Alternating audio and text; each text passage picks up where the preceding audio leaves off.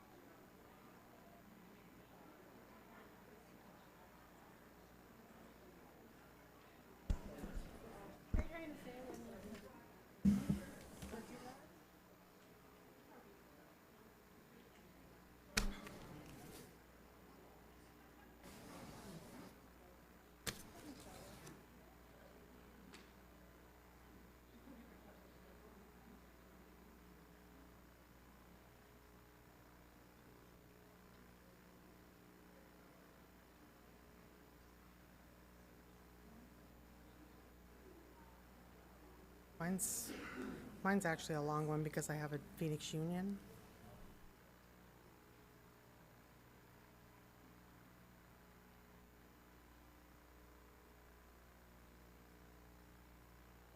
Thank you, everyone, for being so patient. We've already had a packed evening, so I would like to call to order the regular governing board meeting at 7:21.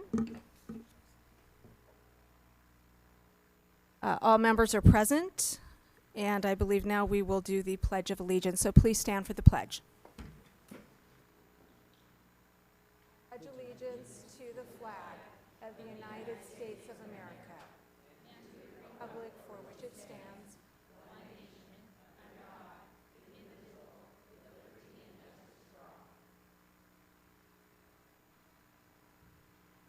Okay, I need a motion to adopt the agenda. Oh, here I have mine up.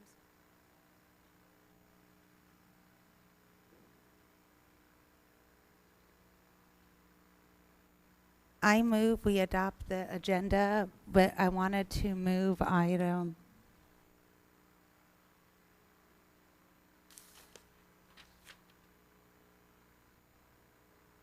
7A to after the superintendent's report, and this is strictly for the convenience of the calendar committee. It's a preview item. And then the second adjustment I would like to make to the agenda is to move item 5D from the consent agenda For separate for consideration. separate consideration. So could you just clarify, you're moving the preview of the calendar to after Dr. Finch's report? I couldn't hear you. Thank you. Is that correct? Yes. Yes. And then item 5D, human resources changes for separate consideration. Okay. Second the motion? All right, all those in favor? Aye. Aye. Aye. 5-0, the motion carries. All right, so governing board reports. We've already had a packed evening, so I would ask, since we have many community members who wish to speak, if we could condense our board reports a little bit, I think that would be helpful. I certainly don't want to censor anything anyone would like to say, but just be mindful of the time. So, Ms. Ordway, would you like to begin? Being mindful of the time and the people that are in the room, thank you for being here. It shows that you have a dedication to your students in our district. We will have a fabulous meeting, and I did just want to, Jenny, mention that for those that are here, because it seems kind of packed, if you would go over the comments, that if somebody wanted to speak at an agenda item instead of waiting to the end, that would be an option. Oh, certainly. All of the comment slips that we've received are regarding the Mandarin program. So I don't know if we don't have an agenda item. The only agenda item that relates to the Mandarin program would be the HR changes. So at that time, I will ask if anyone wishes to speak at that time. Otherwise, public comments will be at the end of the meeting. So, and additionally, because of the large number of speakers, normally speakers have 3 minutes, but we only have 30 minutes overall, so we will shorten each speaker's time to 2 minutes, so we can get everyone in the 30-minute time limit. Thank you, Ms. Ordway. Anything else? Okay, Mrs. O'Brien. I just quickly would like to say it's lovely to see everybody here this evening, as well as say the superintendent's parent organization luncheon had a good attendance, and we received some great information. Conversations with Kurt was informative as always and well attended, and I was able to attend the first junior high district cheer competition, which was a fabulous event. Congratulations to all the students who performed. It was just amazing to see all those young men and young women there performing, and all the coaches and parents. The support was phenomenal. So again, thank you to all of our staff, students, and stakeholders. Okay, thank you, Mrs. O'Brien. Ms. Tweedy. I would like to thank the Deer Valley Education Foundation for all the grants to the teachers. I know how much they helped, and I was so grateful when I received one of those when I was teaching in the district. And I've known so many teachers they've helped, so thank you for doing that again and all that you do. I also wanted to take a moment and thank all the Mandarin parents for attending tonight. And I rather than have you sit here and wait until human resource changes, I would like to explain my specific comments, since I'm pretty sure they were misinterpreted and I'm not sure what's being spread around your community. I can tell by the emails I've received and previous comments I've heard at board meetings that what is being said isn't exactly what I've been saying. So I've, at the last 2 board meetings, expressed support for the Mandarin program. I do support children learning foreign languages in the classroom, all foreign languages in the classroom. In fact, where I teach, most of my students are bilingual, so I definitely do see a benefit to that. The specific concerns I expressed, and I will tell you where I got them and the exact concern I expressed, and you can do your own research. I had read a report from the National Associations of Scholars. I didn't sit home and build a conspiracy theory in my head like it was presented on the news. And it's about a 180-page report. And this particular report had expressed some concerns. It was called Outsourcing to China, about when we get specifically Mandarin teachers that are funded through Hanban, that they also have a contract with the Chinese government. And so it expressed concerns about the terms of that contract. And I asked at that point, I asked Dr. Galligan, were all teachers funded through this contract? And she said no. And I said, is there any way this particular teacher could be funded not through this contract? I have concerns with the terms of the contract. I asked Dr. Galligan to provide me a copy of the contract, and if any of you want to email me, I would send you the language, the translated language to that contract I received. And in the contract states that teachers that sign this contract have an agreement with the Chinese government not to say anything that would reflect negatively on China. And the other thing was not to say anything untrue about China, and untrue according to the authors of this contract. So to me, I would rather hire teachers to teach Mandarin that are funded and contracted with Deer Valley. I don't believe as a public entity, a publicly funded education system, it is appropriate to accept funding and then have that government dictate how that country is presented in our classrooms. It's a philosophical difference. It has nothing to do with my feelings on students learning Mandarin or whether they enjoy the program or it should continue. I do think it should continue. My specific concern is, how can it continue without this agreement in our classrooms? I do not think that's best for students. And I stand by that, but I would also encourage you to read this report, to read the language in the contract, and if you have a difference of opinion on how we should seek out Mandarin teachers, I would welcome a conversation with you, but I would at least like it to be a conversation about what I'm actually saying. And I don't know where the rumors are coming from, but that is what I said, and that is why I said it. And yeah, the report deals with post-secondary Confucius Institutes, but the concerns about the contract are applicable here, and I did research that. So that was the one thing. The second thing I did want to bring up, I've been contacted by numerous individuals asking if the board approved the budget survey. I want to make it clear that I did not approve the budget survey. It was never presented to me, and I would never say this survey was okay to go out. I do believe that it is insulting to our administrators, and it's not even related to the budget. I thought when we directed a budget survey, the questions on it would actually be budget related.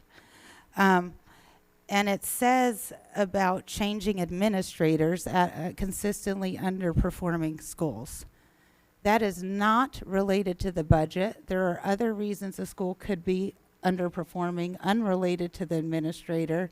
And even if it was the administrator, that is unprofessional. And I think we have publicly embarrassed our administrators, and we should publicly issue them an apology. I was horrified when I opened this survey. I also found that there were items on this survey that were ambiguous, and it came with a glossary. And without getting into best practices and statistics, I would like to request that we discuss this budget survey sooner rather than later, and either the board put out their own budget survey or we seriously revamp this one. And those are all my comments. So are you requesting a discussion of the budget survey as an agenda item at a future meeting? Yes, Okay. either or, creating our own or fixing this one. Thank you. Thank you, Ms. Tweedy. Mrs. Fisher. Okay. Well, the last couple weeks have not been what I expected. I was ready to send my requests to the new board president, pray that somehow she's able to get basic cooperations and teamwork from individuals that nobody else has been able to, and have a much less stressful year with a new superintendent in place. It was going pretty well. I was even contacted last week by a reporter who wanted to do an article on a teacher that we lost, and I believe it's a he, wanted to include a race that I had dedicated to the teacher, keeping a promise I had made to her mother. So we're going pretty great until last week. Then early on in last week, there was an attack of false information about a candidate who was sent out through a path that linked back to board members. It was resolved quickly, but I thought, here we go again. I remember back when I became a new board member and my personal life was dug into with public records requests and was in the audience in people's hands, and how angry I was. And I thought, wow, well, it's politics. You know, what do? You move on. Then News 15 called me on Friday. Well, President Trump has his fake news. Well, here in Arizona, we have snippet scheming news of our own, okay? Nobody in their right mind would give 15 a comment unless they wanted it to be misrepresented. I've experienced this firsthand. Lo and behold, they remain true to their comment, removed. It's easier if I just say it rather than read it. They held true to their usual behavior and snipped the meeting and sent it out, okay? I'm not sure at this point if I'm happy that all this happened or angry about it. We wanted community input. We definitely did. And involvement in our district. And now at least people are talking, even though they're fighting on Facebook about my program versus your program, and this is more important and that's more important and my kid's more important, and oh my God, if they get rid of Mandarin, they're getting rid of IB. they're going to send all the kids out. It is amazing to me.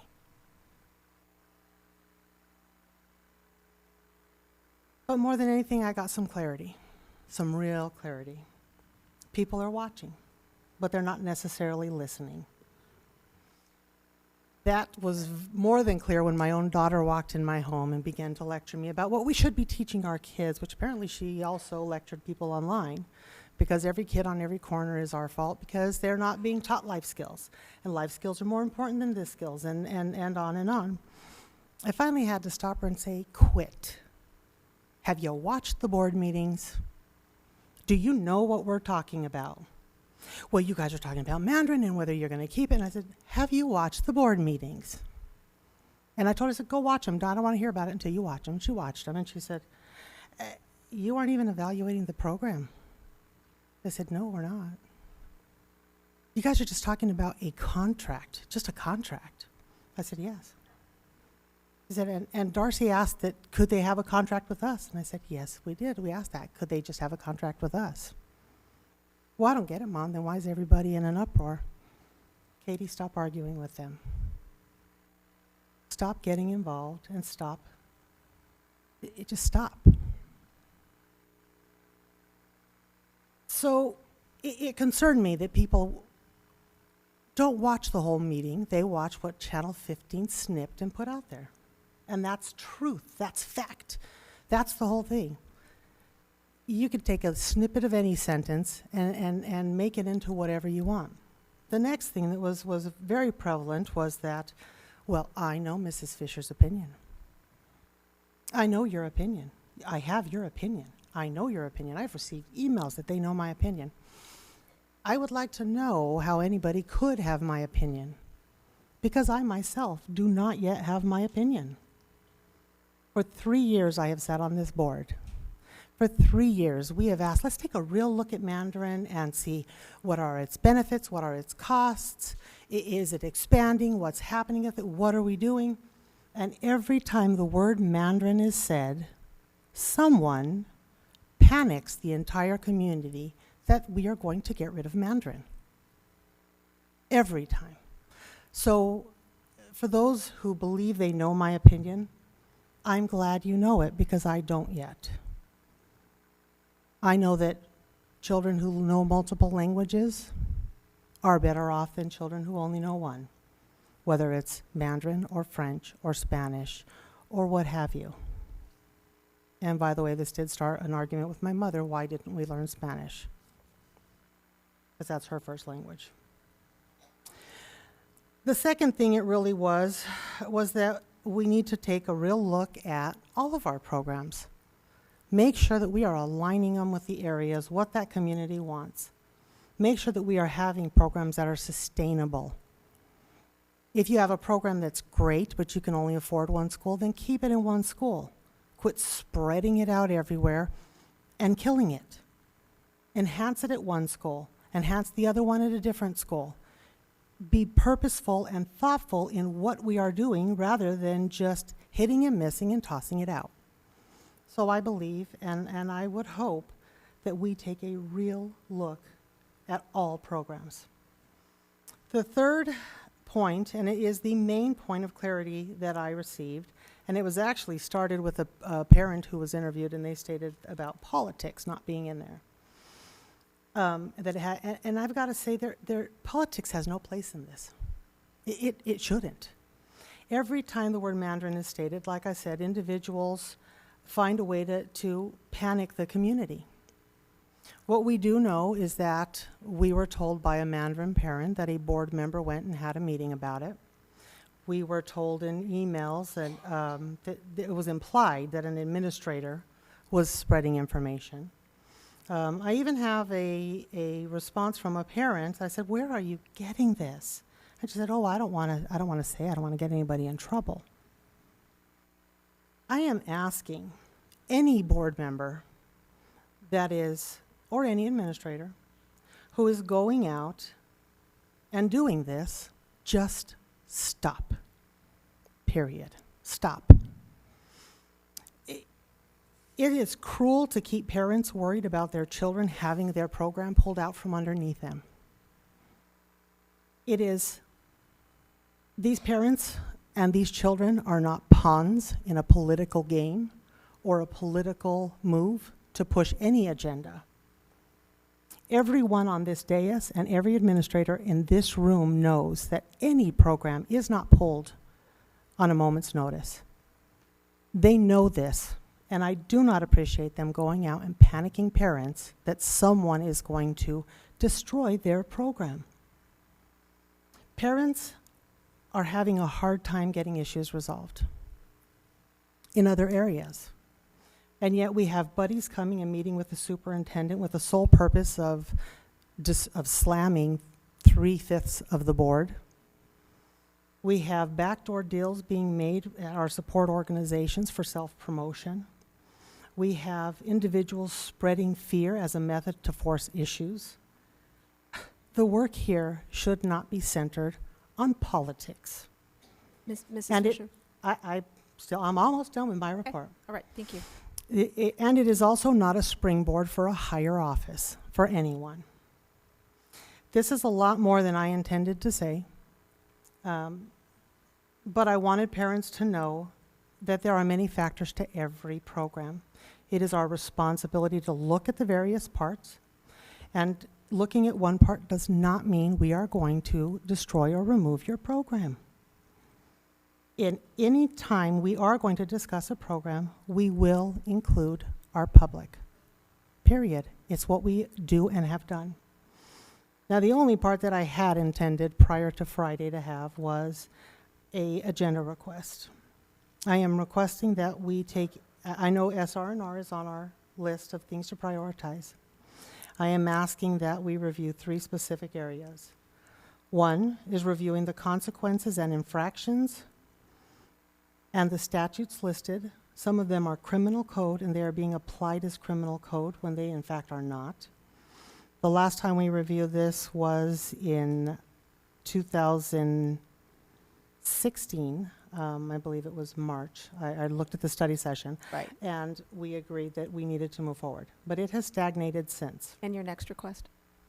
The second section is we need to review the appeal process and the timing. Meeting with the superintendent to trash the board took about 3 days to get an appointment. Parents can wait up to 3 years to get an appointment to discuss an issue. And your That's a third problem. And your third request? The third is our appeal process. I believe you just said appeal process and timing. In regards to our hearing officer, we have a 100% conviction rate with our administration. And I have seen some reports recently. You could not possibly write that report based on the data that's attached to it. So I really think we need to take a look at what that purpose is and narrow that down. And so those are the 3 specific topics. So I have those, and I believe, Ms. Taylor, you have those as well. Thank you. All right, thank you, Ms. Fisher. All right. So I would first of all like to say thank you to everyone who's attending the meeting tonight and to welcome you to our board meeting. I'd also like to say thank you, although I think they may have exited already, to our wonderful marketing and hospitality, our CTE program, and the wonderful students. It was, okay, I had a great time because I got to see a former student, so there's nothing better than starting off the meeting with a hug from a former student who actually told me I actually look younger.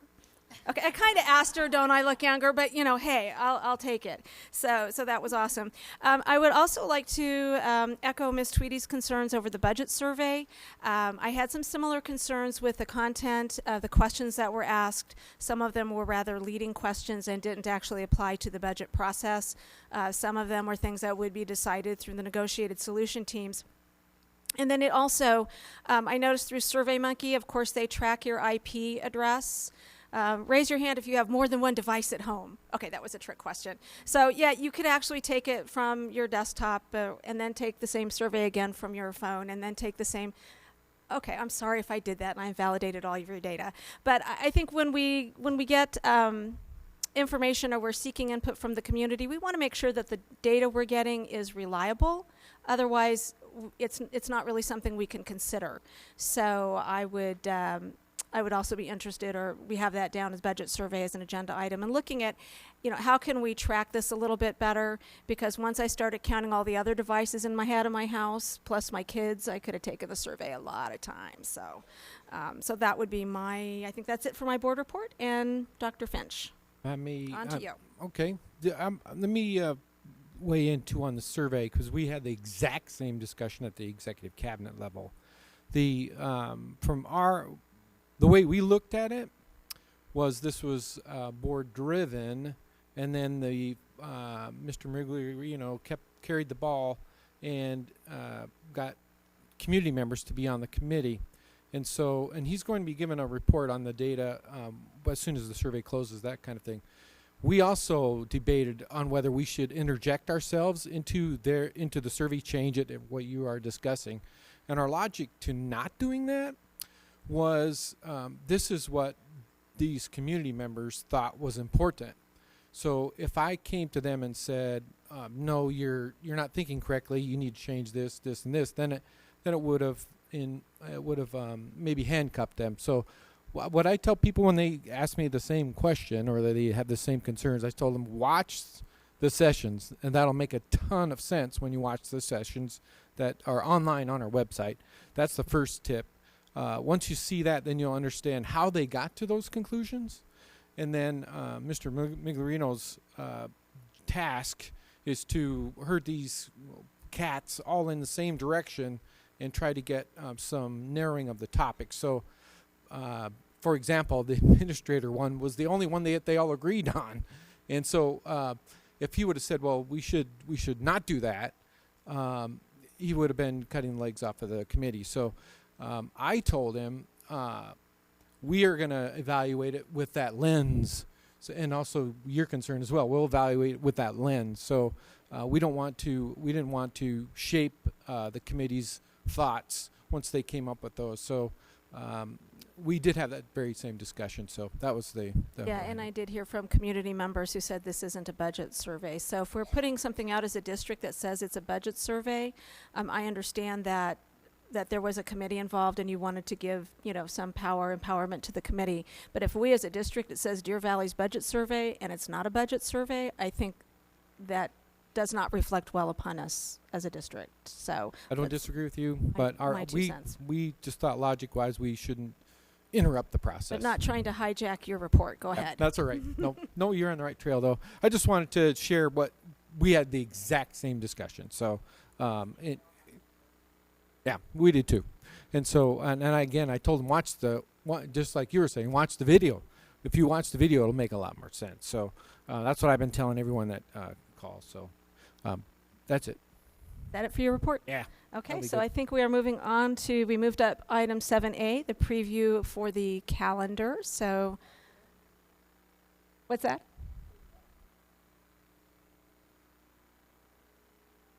Is this on? Okay, Yes, ready to go? you're All on. right. President Frank, Vice President Tweedy, members of the board, Superintendent Finch, ladies and gentlemen, my name is Karen Meyer. I'm the District Calendar Committee Chairman. I would like to thank the members of the committee. First this evening, we have 5 parents. Oh, I've got to push this. We have 5 parents who sit on our committee, 1 community member, 2 district administrators, 2 campus administrators, 3 certified employees, 2 classified employees, and I act as the facilitator. I know I have a couple of members, I believe, present. If they could please stand.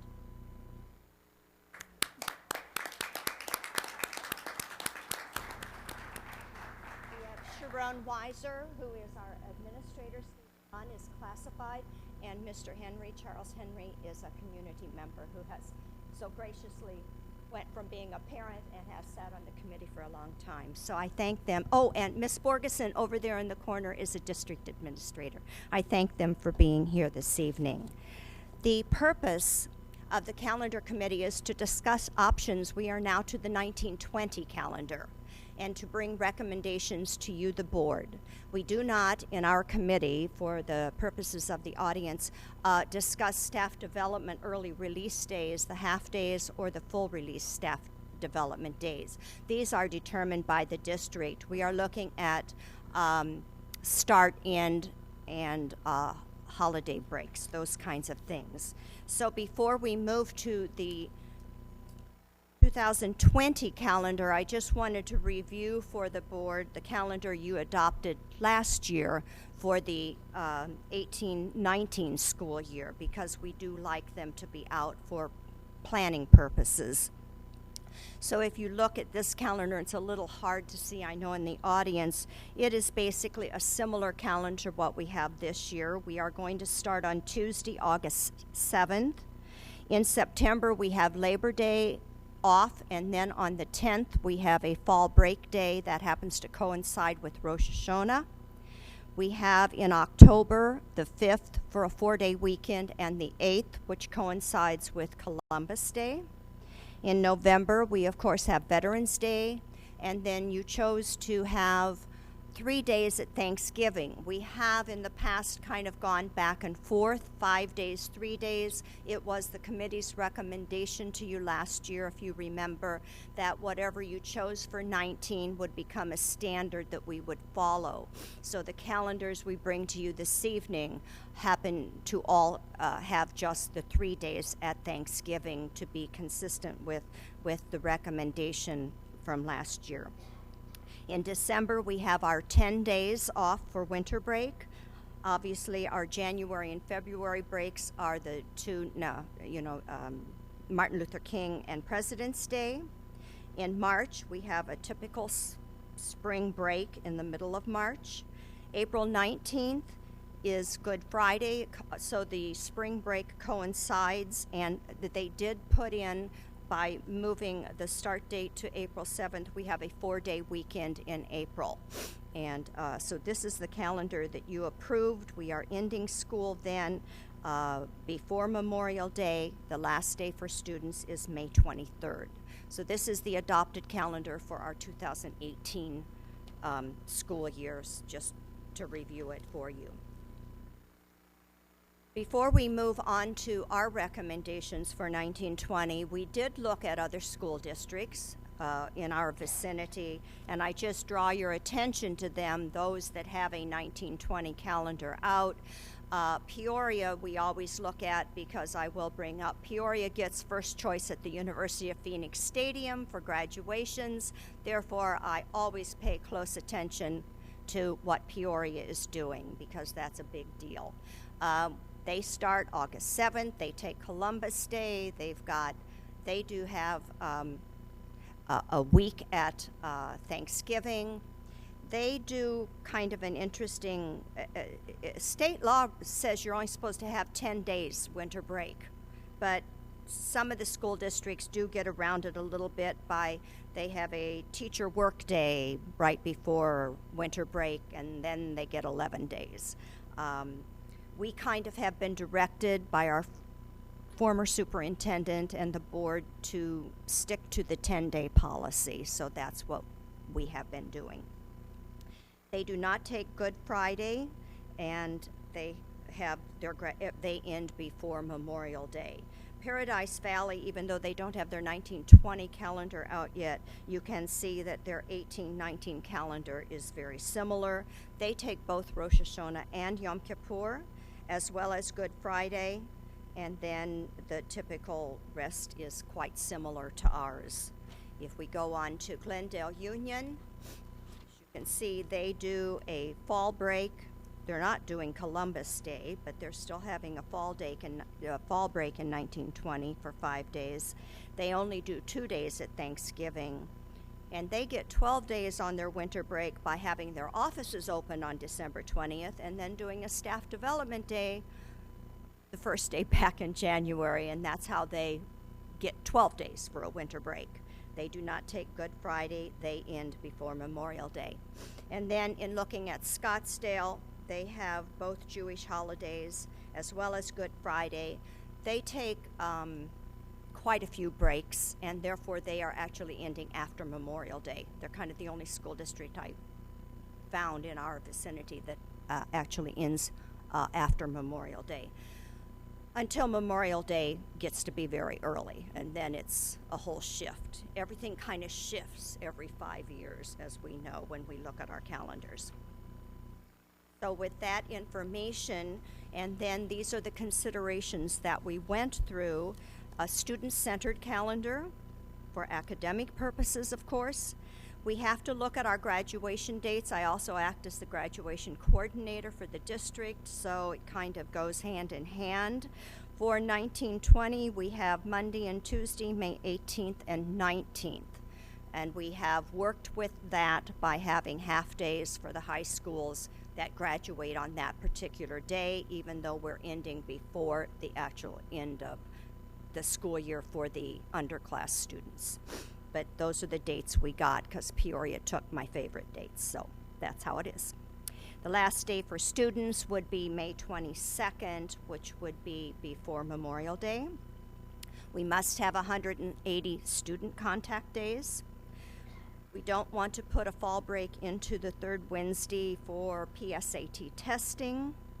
Thanksgiving break we have determined by your adoption of last year's calendar to be 3 days. We like to end the semester before winter break for academic purposes, for particularly high school to end their exams, coming back with, a fresh start rather than, and that's kind of what sets the start date. Winter break, 10 days. The district has requested 1 full staff development day in February, balancing our days off per semester. Looking at the holidays for all stakeholders, and at this time we are taking 1 Jewish religious holiday in the fall, as well as Christian holidays, Christmas and Good Friday. We also like to look at and consider implications of start and end days and holidays on attendance, working parents, etc. And so with those considerations in mind, we discussed 4 or 5 calendars. They're all very similar, actually. We are bringing 2 to you, the 2 that the committee actually had a split vote. We were quite even on these, one or the other, and there's only 1 day difference, so let's just look at these. Starting Thursday, August 8th, the 2nd would be Labor Day. The 30th coincides with Rosh Hashanah for a 3-day weekend. October 14th is Columbus Day. November 11th, Veterans Day. 3 days Thanksgiving, 10 days at our winter break. The 20th, of course, is Martin Luther King in February. February 5th is Staff Development. That is a full release day, the 1 full release day we have. And February 17th, President's Day. Mid-March, spring break.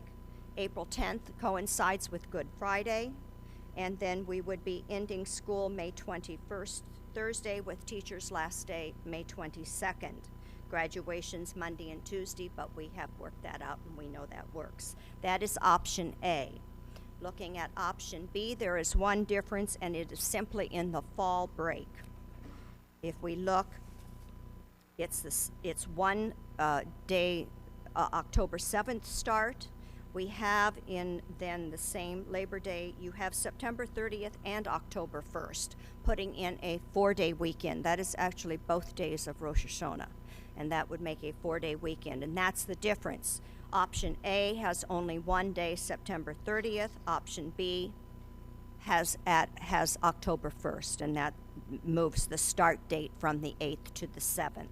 Everything else in the calendar is the same. If you just peruse down November, December, all the way through May, those calendars are the same.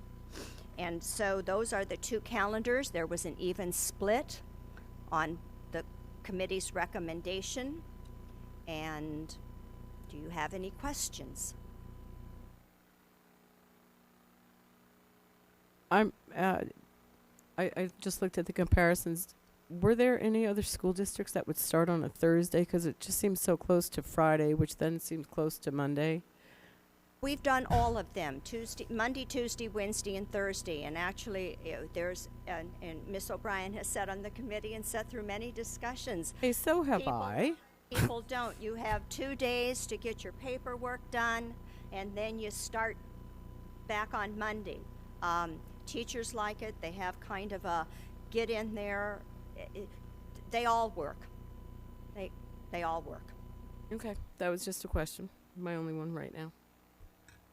Ms. Tweedy. And I don't know, this might even be Dr. Finch, but how many days before the start of school are teachers coming back? Would they be coming back on a Monday or a Tuesday? They come back 3 days before, so we just back it out from the start date. If you start on Wednesday, they would come back on Friday. If you start on the Thursday, they come back on Monday. But we have actually talked, our teachers on the committee have said they actually, it's okay to come on Friday. Most of them are coming on the weekend anyway to get ready. I mean, it's kind of like there was not a lot of opposition to that.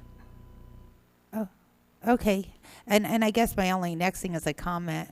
Last year when you presented, nobody said anything until after we voted, and then everybody had an opinion. So if there are strong opinions, because they look very similar to me, I would encourage people to email me or let me know, because I don't see a big difference either. And I didn't last year either, and then apparently, after I voted, people. So if you have an opinion before we vote on this, would be great. Are there? Well, no calendar fits all the needs of all the people all of the time. So it's just one of those things. And yeah, people have, last year it was a week at Thanksgiving, pros and cons, and the 3 days. So and you made your decision by the 3 days. So this one is even more similar with just the extra day in October. And those that were not in favor of that, brought up when you add in and you look at the calendar with the half days added in, conferences, October is a busy month of half days also. And so those that were in favor, well, it was hard. They liked the 4-day weekend, but teachers brought up, we'd like to be in school a little more in October. And that was the other consideration. That was a concern when we had the week off at Thanksgiving, because we had Veterans Day and we had a half day, and all of a sudden, when are we going to teach? So a lot of the emotion that comes from patrons is after you put the half days in, then they see the whole picture. Mm-hmm. For child care purposes, when students are off, teachers looking at how many days they have of instruction. And that is, but we don't discuss that, so. Okay. Are there any other questions, comments? Ms. Fisher, go ahead. Was there a rationale why the first? I mean, was there a religious reason, like that they wanted, or it was just an extra day? For what? The 1 day that's different, the For October October 1st. I mean, October 1st just happens to be the second day of Rosh Hashanah. We normally have only taken one, but it just coincided to either take 2 or 1 to make it a 4-day since that's weekend. not my religion, was there someone there that it's important to them? The importance for when we started including Rosh Hashanah, the observation day is the first day of Rosh Hashanah, and that's the day we request to have off. The Okay. first is acceptable to not take off because it's not. So there wasn't an expression that second day was like really important. not them. no, Okay. no. It would go either way. Okay. Thank you. Mrs. O'Brien. Ms. Meyer, if you can just maybe give the board some of the background on, because it's been in the most recent years that we have tried to add some of the Jewish holidays to our calendars. So maybe you could, I know Ms. Martin isn't here, and she has been in the past, but I think that might be important information to have on the record about how we got to where we are today. It was about 5 years ago. We did have one parent join the committee, and we have administrators, and the committee spent a lot of time discussing. She brought up how we're right kind of in the middle of Paradise Valley and Scottsdale. Take the Jewish holidays. Peoria, those Glendale, they do not. Our population, we're kind of in the middle of the Jewish community, and Miss Martin brought forth, and with a lot of discussion on the committee, that it would be a good thing to include for the sake of attracting more families to the district. And the committee then went out to patrons, and it ended up, I'm making a long discussion shorter, that when we brought calendars to the board, one without the Jewish holiday in the fall and the other one with, that the board went in that time and requested that we start putting in the Jewish holiday. Thank you. And I just would like to thank yourself and all of the community members that participate on the calendar. Okay. Thank you very much for all of your hard work and for the preview. And we will be voting on this most likely at the next board meeting. Should be on the agenda. Thank you so much. Okay, so we are moving on to the consent agenda with the exception of item D, which we will has been pulled out for separate consideration. So I need a motion to approve the consent agenda with the exception of item D. I move that we approve the consent agenda, items A through I, with item D removed for separate consideration. Do I have a second? Second. I think I asked and you seconded at the same time. All right. All those in favor? Aye. Aye. So now we move on to action item 5D, the human resource changes. So I have a few remarks to make before we begin. So this has been an item that's been considered at the two previous board meetings and was actually tabled unanimously twice by all 5 board members voted to table it, requesting each time for further information. So this item has come back to us. It concerns a contract for a Mandarin teacher. And I asked late last week that we get a legal opinion from the district's attorney, Mr. David Cantelmi, because I felt that an objective third-party legal opinion could help the board reach a conclusion, could inform our decision-making, and also make sure that we're not leaving the board or the district open to potential legal issues. Dr. Finch was in agreement. He and I spoke with Mr. Cantelmi on Monday. He brought his opinion to the board. We discussed it in executive session. But we don't make decisions in behind closed doors. So I have asked, first of all, for Mr. Cantelmi to summarize for the public his findings and his recommendation to the board. We will take public comments. Board members will have the opportunity to ask any further questions they may have, as well as make any statements they wish, and then we will vote. And I see Mrs. O'Brien. I think we need a motion in a second before we can begin discussing the item. Oh, I'm sorry. That's I got okay. carried away with myself. You were doing an awesome job. I just want to make sure we're dotting our Stand I's by, and Mr. crossing our Cantelmi. T's. I need a motion for all that I just said. I move that we approve item D, human resource changes. Second. All those in favor? Aye. No. No discussion. No. Oh, I'm sorry. Well, okay, We never need to mind. discuss it before we can vote on it. This is so complicated. All right, Mr. Cantelmi. Thank you, Madam President. Madam President, members of the board, Dr. Finch, members of the public, it is an honor and privilege to speak with you. Let me tell you what I have done after having been consulted by the superintendent and board president. So I have reviewed the documents that pertain to this particular matter and to this proposed employment of this particular Mandarin teacher. And it is my view and my opinion that currently there is not a binding contract. It is subject to your approval, and once approved will become a binding contract. The contract before you would be with this teacher and only this teacher. It would not be with the Chinese government or any instrument of it.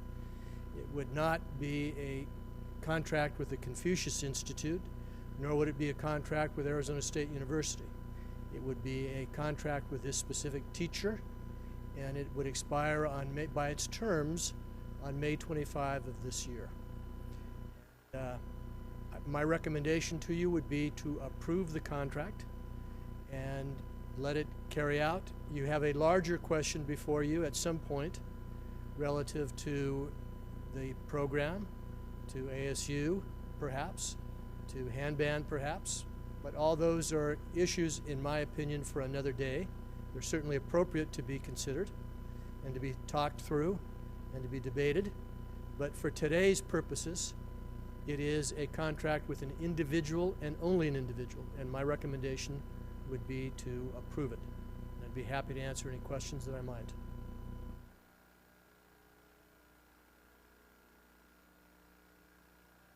Are there any questions from board members at this time? I just have one clarifying point. Ms. Fisher? So based on the one-page document that we read, which is essentially the offer letter, this is what we are approving, regardless of the contract that is currently with the Chinese government, the teacher, based on the language in the one document that we are approving, will require complete following of district rules and policies and procedures as they pertain, as well as signing the oath. Yes, that's all true. Okay, thank you. Any further clarifying questions from other board members? I just have Mrs. Ordway?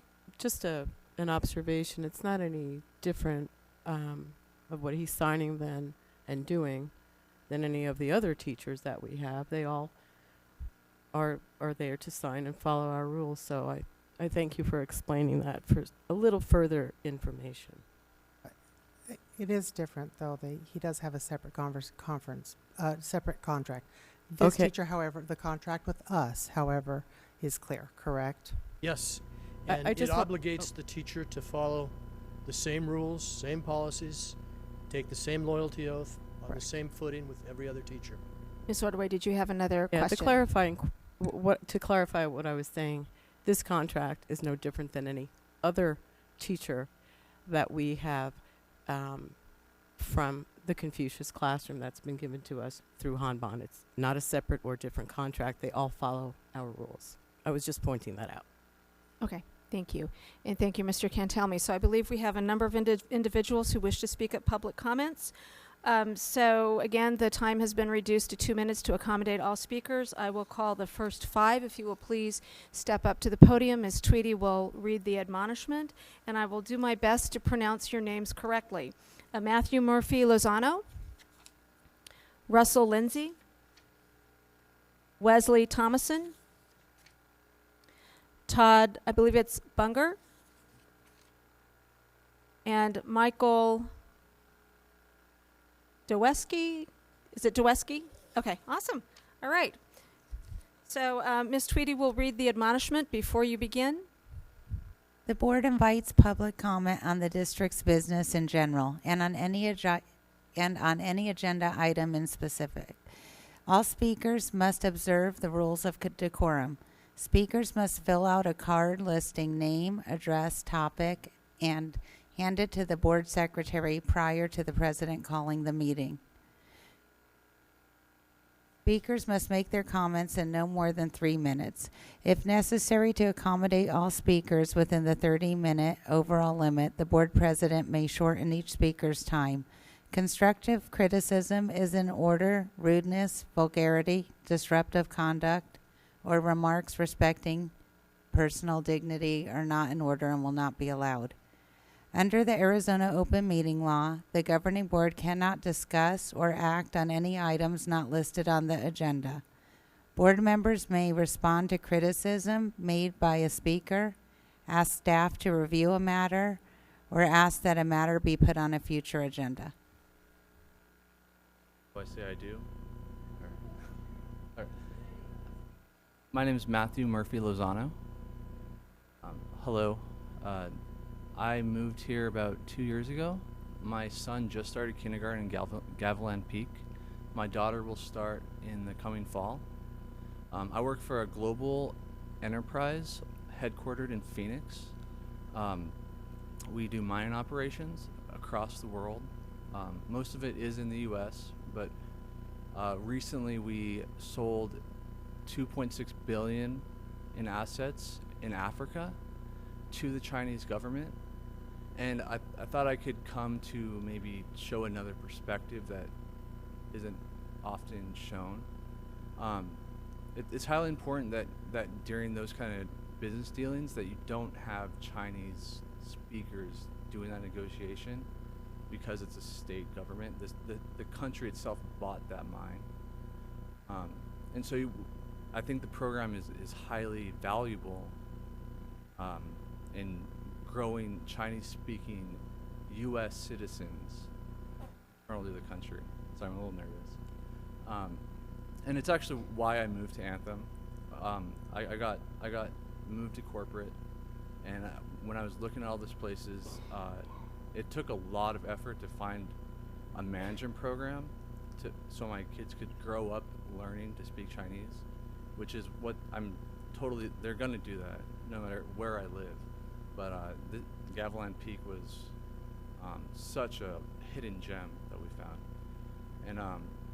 And you know, every night we go over my son's Turner's Mandarin, and we go over his presentations and what he's learning. And I just wanted to show my perspective from a enterprise level, global, so how important the Mandarin program can be.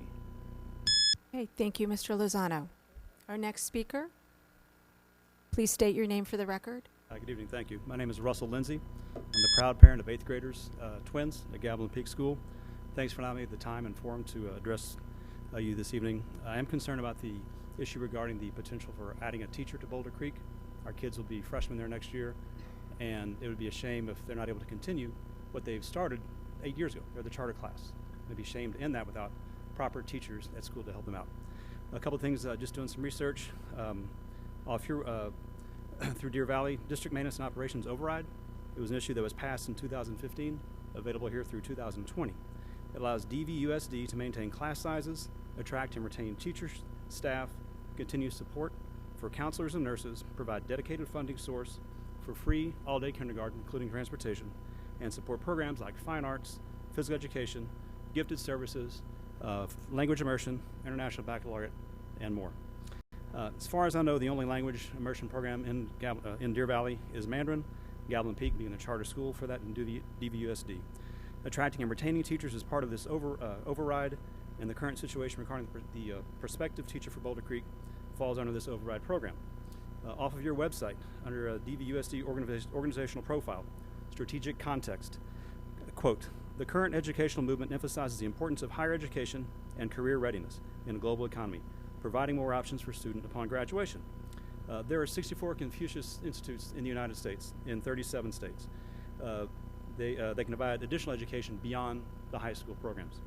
Just to name a few: Columbia University, Stanford, might have heard of them, UCLA, San Diego State, George Washington University in our nation's capital, Texas A&M. I could keep going on and on, but I got 2 minutes. Just to provide context on how this program can pay dividends after our children graduate from Boulder Creek, ASU, for example, will grant qualified Mandarin students that pass an AP test approximately 20 hours in course credit before they even set foot on campus. I got one more sentence. This is a total value of about $12,000 tuition, not having to be paid by the parents. Mr. Lindsay, your time is up. In foreign language and potentially graduating from college earlier than their non-immersion counterparts. Thank you. Thank you for your comments. Please state your name for the record. My name is Wesley Thomason.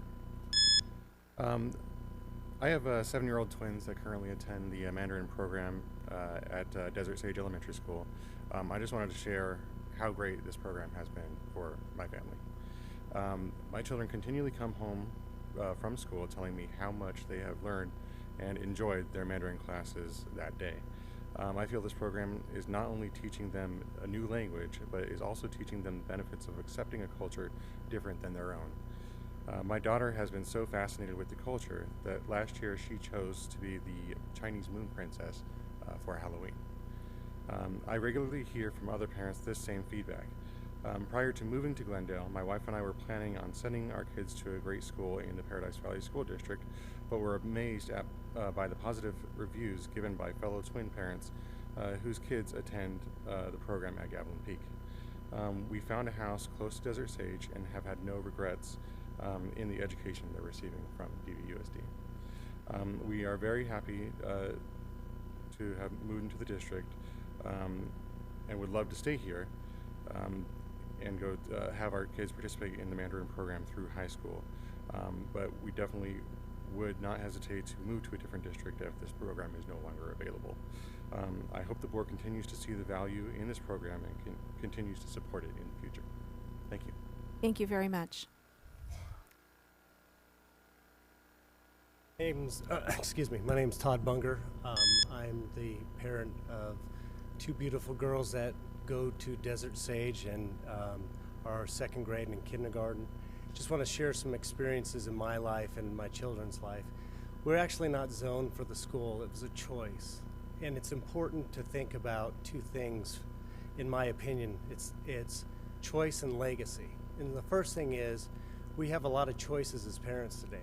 We have choices with charter school, private school, and such. And so we made a choice to put our children into the school because of the program. Now, my background is I am an international businessman. I do business in China. And I have a question for the board by show of hands. How many members have been to China? How many members have been to China? Okay.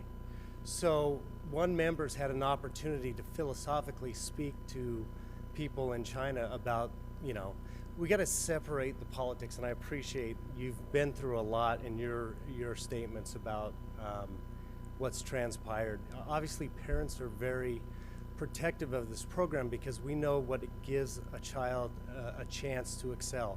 Chinese is one of the most difficult languages to speak, write, and to read. And so why would we not give them a leg up? China will end up being the #1 economy in the world probably in the next 10 to 20 years. So everything that we can do to set our children up for success should be put forth. And so the contracts aside and all the conversations, I got involved in this over fear. And the fear needs to be made clear what the fear really is. And so what we need to do is all come together. From some of your comments where you stated to the members of the audience that we should come up with an alternative idea, well, really it's not our responsibility. We're more than willing to help, but we really need your guidance to help us through this process. So I just want you to see this has been a great perspective for my family. Thank you. Thank you very much for your comments. Ms. Fisher, wish to respond? Can you find out what he means by the alternative idea? Because I either didn't catch that. Yeah, I was a little bit confused too, because what I was saying. I mean, so we can keep it moving if we could have administration or someone find out, so that we get clarification, because there's so much I believe it was misinterpreted. I didn't mean you needed to come up with a solution for finding teachers, not this way. I said we did have other ways and we needed to investigate if those were viable. Okay. Oh, okay, I just wanted to make sure so that we have clarity in the comment, so that we can find out what you're, okay. All right, thank you. State your name for the record. Good evening. My name is Michael Dineski. I'm a grandfather. I have 4 grandchildren attending the district schools. 2 of them are at Desert Sage. They've been getting a wonderful education in Mandarin. What I could say about the teachers is there was a young lady that taught last year, and she gave up a whole year away from her family, children and husband, to come here and teach our children, which I think is very commendable. I had a chance to observe. The kids respond so well to them. It's been a very good program, and I'm all for it. Madam Vice President, you brought up 2 points in the Chinese contract, and one was that the teachers had to come here, they had to say nothing bad about China, and they had to be truthful. Were those the 2 points? What's the problem with that? Do you think that teachers that we send overseas are not instructed to be truthful and to not badmouth the United States of America? My brother taught for 15 years in the international schools all over the world. And I know a large part of his training was to be positive about the United States and to be truthful. So I don't see where that's a problem. I certainly wouldn't want our kids to be in a classroom with a teacher from another country who's going to say bad things about the country of her origin or his origin, or that person would come and tell lies about their country. The point you brought up, yeah, I think it's a good thing that they signed that contract. I would certainly want our people. Okay, your I time. got my point. Your time's up. Thank you. Okay, so Ms. Tweedy may respond if she wishes, but just to be clear, you may not respond back. This is not a back and forth debate. You've had your time. If she wishes to respond, then she may have a few minutes to respond as well. I'll just say quickly, I would just say that I don't believe that if the teacher really thought nothing negative and chose not to say nothing negative, that would be fine. But the fact that your freedom of speech is repressed and that they're controlling what is said in our classroom at a governmental level, to me seems inappropriate and not aligned with our values. I don't think the same could be said here. You could walk outside and hear people give you an honest opinion of our government every day.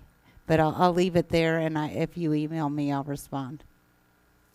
I'll call the next 5 speakers, and again, I'll do my best to pronounce your names correctly. Vanessa Heiner, Michael Kamen, and is it Rogensberger? Okay. Thomas Bell, and Martin Ellertson. So if you could please make your way to the podium in that order. Thank you. Please state your name for the record. Hello, my name is Vanessa Heiner. I have 7 children, 6 of which go to the district here, and 3 of which are in the Mandarin program at Desert Sage. And I suppose that, to your point, Ms. Fisher, when you said that, any mention of the Mandarin program and this is what happens, I think that's a wonderful statement. I hope that there's not too much fear going on. I hope that there's not too many people out here that are too worried, but that when you are talking about the Mandarin program, this is what happens. It's just a contract, and look at what's going on. We really, really care about this program. It is so important, and it is bringing people from all over the state and even from the nation, bringing people here to our district. It is that important. So so we want to be notified. We want to be clear, and I'm sorry for anyone that misinterpreted anything that you've said. I think that, excuse me, the other point I wanted to make was that I have seen when these Chinese teachers come into the classrooms, the love that they have for our children, these American children that they fall in love with, and they go back to China, and now they have a positive experience with America. I've invited these teachers into my home. I've seen how much they love our children and America culture, and they go back to teach Chinese children. These Chinese teachers who have positive experiences in America with American children, love these American children, and now they are teaching the next generation of Chinese children. And I think that we can't even comprehend the benefit that there is for that. And so whatever it takes to get these teachers here, let's do it. Thank you very much. Our next speaker, please state your name for the record. Yeah, my name is Michael Kamen. My 2 daughters both attend Desert Sage. One of them's a first grader in the Mandarin program, and my other daughter will be a kindergartner in the program next year. We also have a little different experience because we actually have a teacher living with us, the 3rd grade teacher at Desert Sage.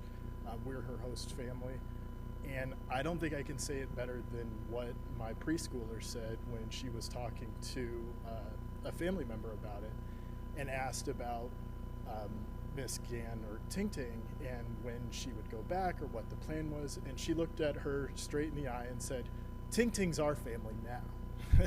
So she feels very strongly that this program is really important, that the teachers really do care. I can, second that.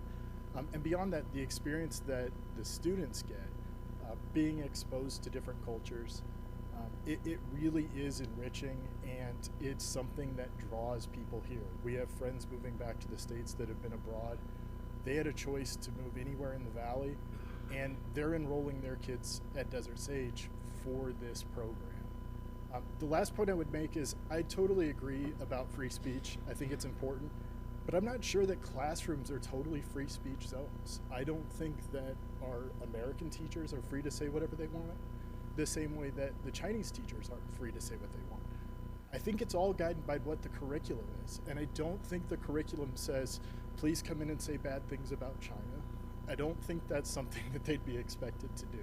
So it sort of seems like a non-issue. I really do fundamentally understand it, but I wouldn't expect the English teacher that teaches my daughter to come say bad things about the US the same way I wouldn't expect my Chinese teacher to tell her bad things about China.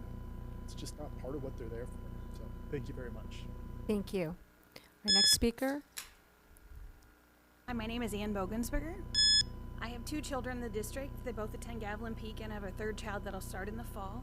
My 2 boys are in 4th grade and then one in 2nd grade, and then I have a daughter who'll be in kindergarten. I'd like to thank you for the opportunity to be here. I really appreciate all the parents coming down. As they said, we really love the program. I open enrolled at Gavilan, even though I'm much closer. My kids can walk to Diamond Canyon, but I chose to open enroll at Gavilan specifically for this program. My children are very advanced, and I need to keep them challenged. I need to make sure that they have opportunities. They also attend the gifted program at Gavilan. And in order to make sure that they can stay challenged in the way that they need to in their school, we felt that actually putting them in the Mandarin program was specifically important to them, and specifically important to many children because it gives them lots of opportunities.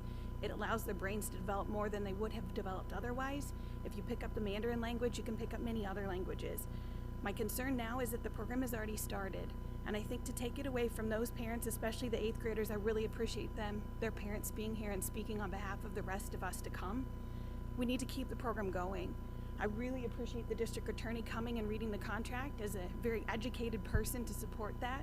So I'd ask today that if you have any concerns in this, that you table before you would vote not to approve.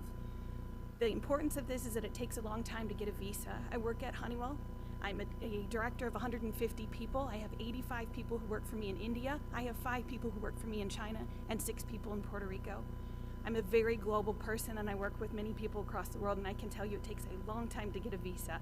So if we have a teacher who's already here, or we have someone who's coming that's been vetted and approved by the visa application process, I'd like to ask that we continue to support that. If there's further concerns, let's find a way to work to make the program even stronger, but we absolutely need to keep it going, and we need to keep moving forward and make sure it's supported. It's a huge opportunity for our students, and it allows other people to come to the Valley to be supported. So I'd like to ask for your support, and again, if you're going to vote no, let's table the discussion. Thank you very much. I would just clarify that we're not reviewing the program, and we're not even reviewing the Mandarin contract. We're simply reviewing our contract, which is limited, just because it kind of sounds like maybe there's a misunderstanding. Okay. Next speaker, please state your name for the record. Oh, sorry. Sorry.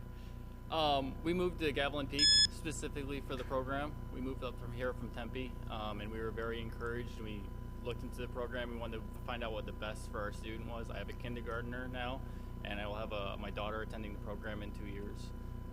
We tried to find the best daycares. We found the best education for them. So wherever we thought the best education for our children, we were going to go, and this is where we feel is very important for them to get a broad range of knowledge, and learning Mandarin will help his mind, both our children's mind expand.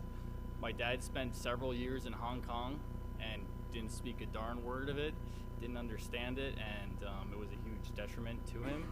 So it was more of, from a personal and family experience, we thought that this would be the best thing for him, and we do everything to support this program. Everybody is, very supportive of the program and likes the program because we see how invigorated our son comes home every day and tells us how much he enjoys it. So I just want to make sure that you guys are fully aware of the community. I didn't know there was going to be so much going on, but yes, we very much love it. Thank you. Thank you. Good evening. My name is Marty Ellerton. Thank you for the opportunity to speak.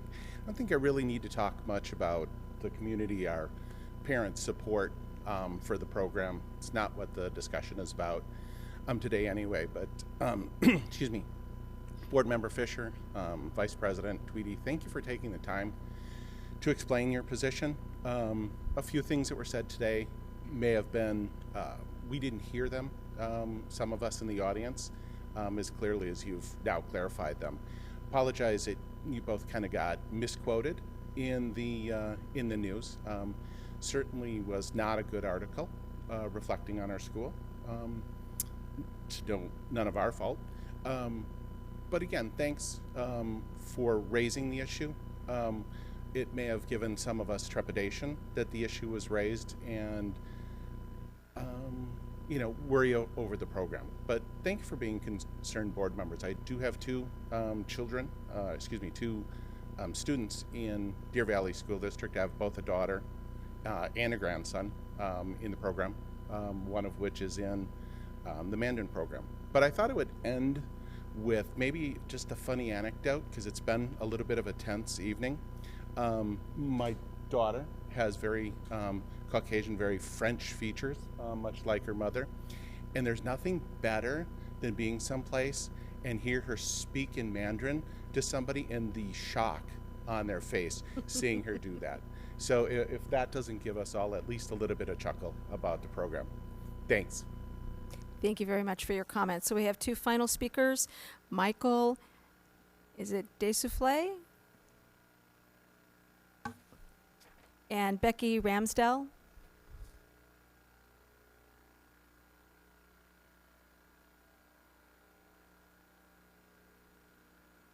And please feel free to correct my mispronunciation of your name if I didn't get it right. My name is Michael Decouflé, and proud father of Elise Decouflé at Gavilan Peak University. A little shout out for the Firebirds cheerleading team, first place small school show. So that had to get that in. I'm not sure if I can add any value other than the folks that spoke before me. I think you've got a very passionate crowd around Mandarin program, and that's exciting. It's something the school system should be very proud of, something that you guys should be promoting. So I want to thank that. I kind of unaware of the personal attacks that have happened. Apologize for that. I think people are more than they're like people in cars. They'll honk at you when they're behind 4,000 pounds of metal. They'll say what they want on the internet. It's too bad that they can't come out here and maybe express themselves eloquently. I would like to say a couple things about probably 90% of the people here have signed either a non-compete clause or a policies and procedures or a code of conduct agreement with their employer, directly speaking towards not saying anything ill will towards their employer. I know I've worked for companies in the past I haven't really agreed about, but I've had to say what I've had to say to keep my job, even if I know that maybe what they want me to say is not actually accurate. That's what you do. It's what we all do. I'm sure those teachers probably have to do something similar. Secondly, I'd like to say that did a cursory inspection of the job guide today. There are 2,500 jobs requiring Mandarin spoken fluently out there. I really like for those jobs to be filled in the future by folks from the Deer Valley school system. Again, it's something you guys can be proud of. Last thing is, how many people that spoke here earlier today said they made a choice to live here or go to school because of this opportunity? I think that's awesome. Again, I wish you'd brag on that, and go Firebirds. Okay, thank you very much. And our final speaker. Good evening. My name is Becky Ramsdell, and this is my daughter, Alexa. And I'm keeping her up a little late tonight, but I thought it was important for her to be here because this is a topic that affects her directly, and also so that she can witness the importance of speaking out and being involved in this process. So thank you for giving me the opportunity to speak. We live in the district, actually about 3 blocks away from Highland Lakes Elementary, but Alexa is enrolled in the Mandarin program at Desert Sage, and in the fall of 2019, we are hoping her little brother will be enrolled as well. Our PTO president posted to Facebook a link to the previous board meeting, including a reference to the period of time that related to this topic. So while I wasn't here for the last meeting, I did have the opportunity to watch that, and I did watch that. So I hear what you were saying about your concern is not, you are not talking about your support of the Mandarin program overall. It's specific to the contract. And I understand that. I hear that. I think it's, a valid point to be considered. At the same time, I am wondering if, while there are always theoretical concerns, and that's what contracts deal with a lot in their language, is this happening in practicality in the classrooms? If it is, I think it's something that we, as the parents in the Mandarin program, hopefully would be able to work with you on, come up with a solution together. I am concerned about anything that jeopardizes bringing a teacher into this program. I've spoken with Mrs. Loveland several times. We've spoken specifically about the challenges in finding teachers as this program continues to grow. So I really just, want to say anything that makes that more of a challenging process is concerning to me. And thank you for the opportunity to speak tonight. And thank you for your comments. So that is our final speaker. I would like to thank all of the speakers as well as all of the parents who have come out in support of the Mandarin program. And I appreciate that each and every one of you was passionate about the program as well as very respectful to the board. You might find this surprising, but sometimes people come to speak at board meetings and they're not respectful at all. So we appreciated your respect, and also appreciate my fellow board members coming early for executive session. So do we have any further questions for Mr. Cantelmi, or any further discussion, comments that anyone would like to make before voting on this item? Okay, hearing none, we'll do a roll call vote. Mrs. Ordway? Aye. Mrs. O'Brien? Aye. Mrs. Fisher? Specifically to the contract as discussed, and the others, aye. Ms. Tweedy? Aye. And Ms. Frank votes aye. That's 5-0, and the contract is approved. May I be excused at this point? Yes, you may. Hi, Dave. Thank you very much again for assisting the board with this decision. Okay, so my iPad went to sleep, so I think we are moving on to our action items. Action item A is employee travel. Can I get a motion?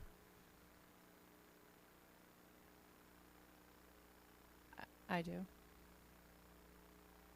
I move that the governing board approves all employee out-of-state travel per governing board policy GCCE. Second. Okay, so in the past, we have voted trip by trip. I think there's only Trip four. A I move that we approve Trip A for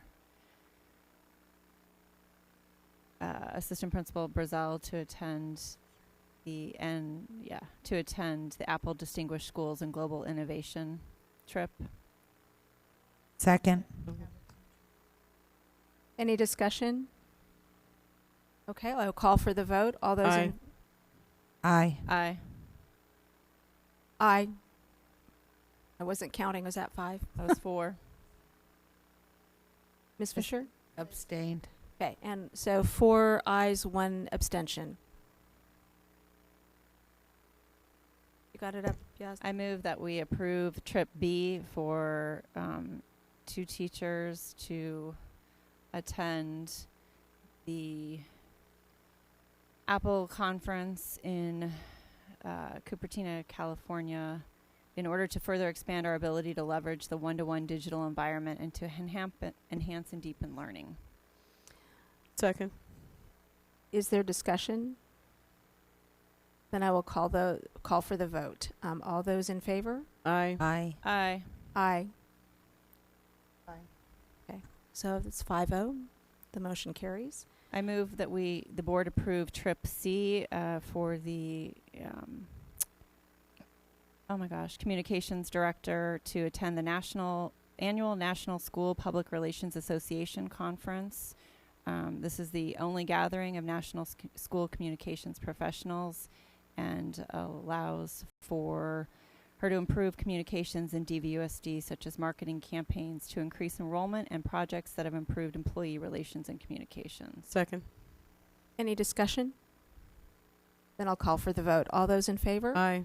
Aye. Aye. Aye. Aye. 5-0, the motion carries. And I have got the next action item, which is to approve addenda pre-approvals up for Ms. Tweedy. And Ms. O'Brien, thank you very much for your assistance. Welcome. I move that the governing board accept the administration's recommendations to pre-approve the addenda as presented. Second. Is there any discussion on this item? We only have the one. Was it a straggler? Is that what that was? Hearing no discussion, I will call for the vote. All those in favor? Aye. Aye. Aye. Aye. The motion carries 5-0. On to action item C, approve addenda contracts. I move that the governing board accept the administration's recommendation to approve the addenda contracts in the attached listing. Second. Is there discussion?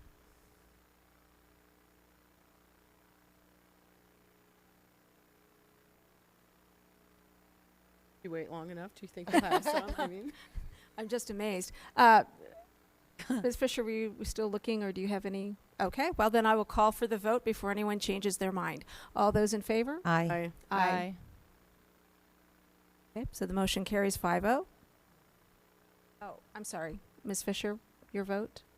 I voted. Okay. And action item 6D. I move that the governing board accept the administration's recommendation to negotiate a job order contract for the Barry Goldwater School CTE Culinary Arts Improvement Project with McCarthy Building Company. second. Is there discussion? Hearing none, I will call for the vote. All those in favor? Aye. Aye. Aye. Aye. And the motion carries. So we have already done item 7, which was the preview. So this brings us to the discussion items. The first item for discussion is work session dates and potential topics. So if you look at the attached listing, Ms. Taylor reorganized all of our various requests. So they are now categorized by items that have been completed, work session requests, board meeting topic requests, and information Thursday update topic requests. So if you had a chance to look at that.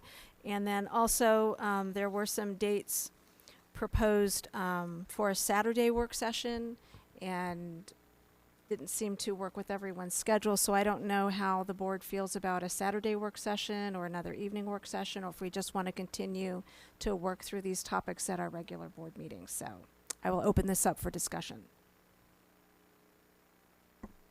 I'm not going first this time.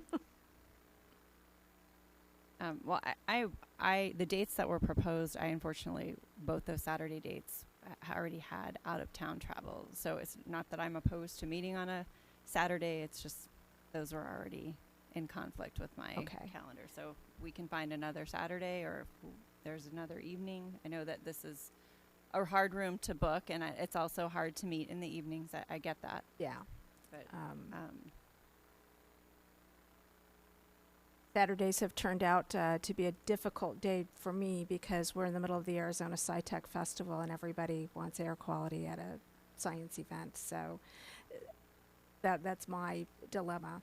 So I didn't know how board members felt about doing an evening session, or if we just wanted to continue to work through these topics at our regular board meetings. I mean, we have quite an extensive list. When we looked, the ones you couldn't make, Miss O'Brien, and then Jenny looked at the one she's working, and then she had February 10th open, but my son's leaving for the Navy and I'm having his party that day, so we just couldn't come up with a Saturday. So is there an evening that, or are we happy The progressing next- slowly on this? What are we Then thinking? the next available Saturday for me would be March 17th.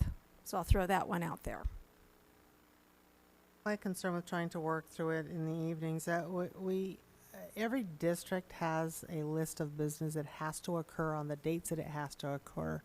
We have to meet the guidelines that are laid out in the USFR. We don't have a choice. We have curriculum dates. We don't have a choice. We have to meet to order our books. We have to, it's not that our topics aren't important, but we cannot impact what our administrators have to do to keep the district running to discuss topics. So my concern with just piling them on a meeting is that by doing that, we kind of mitigate their important work. And so I would ask that if we can't do a Saturday, and I know we all have very busy schedules, nobody really wants to give up a separate night, but I would ask that we find a way to do it that way. Give up, if a meeting's on Tuesday, maybe we come up with a Thursday or a Friday, and I know everybody wants to do something different on Friday, but yeah. Yeah. So is March 17th, the morning, that's a Saturday, is that a possibility? Do you feel that's pushing it too far out? Is that something that people would consider? Ms. Ordway. We have that list, but we also have other things that are now need to be done now. Right. So I would more be in favor of a few weeks of evening meetings that we will target to last 2 hours and stick on the topic that we have, completely stick on that topic, and do them one at a time, or maybe two at a time if they are that. Talking about on board nights or on? No, I'm not separate? talking Oh, on a okay. board night, because right now we're going to have another meeting and it's 9 o'clock. I don't know whose brain works after 14 hours. Fine.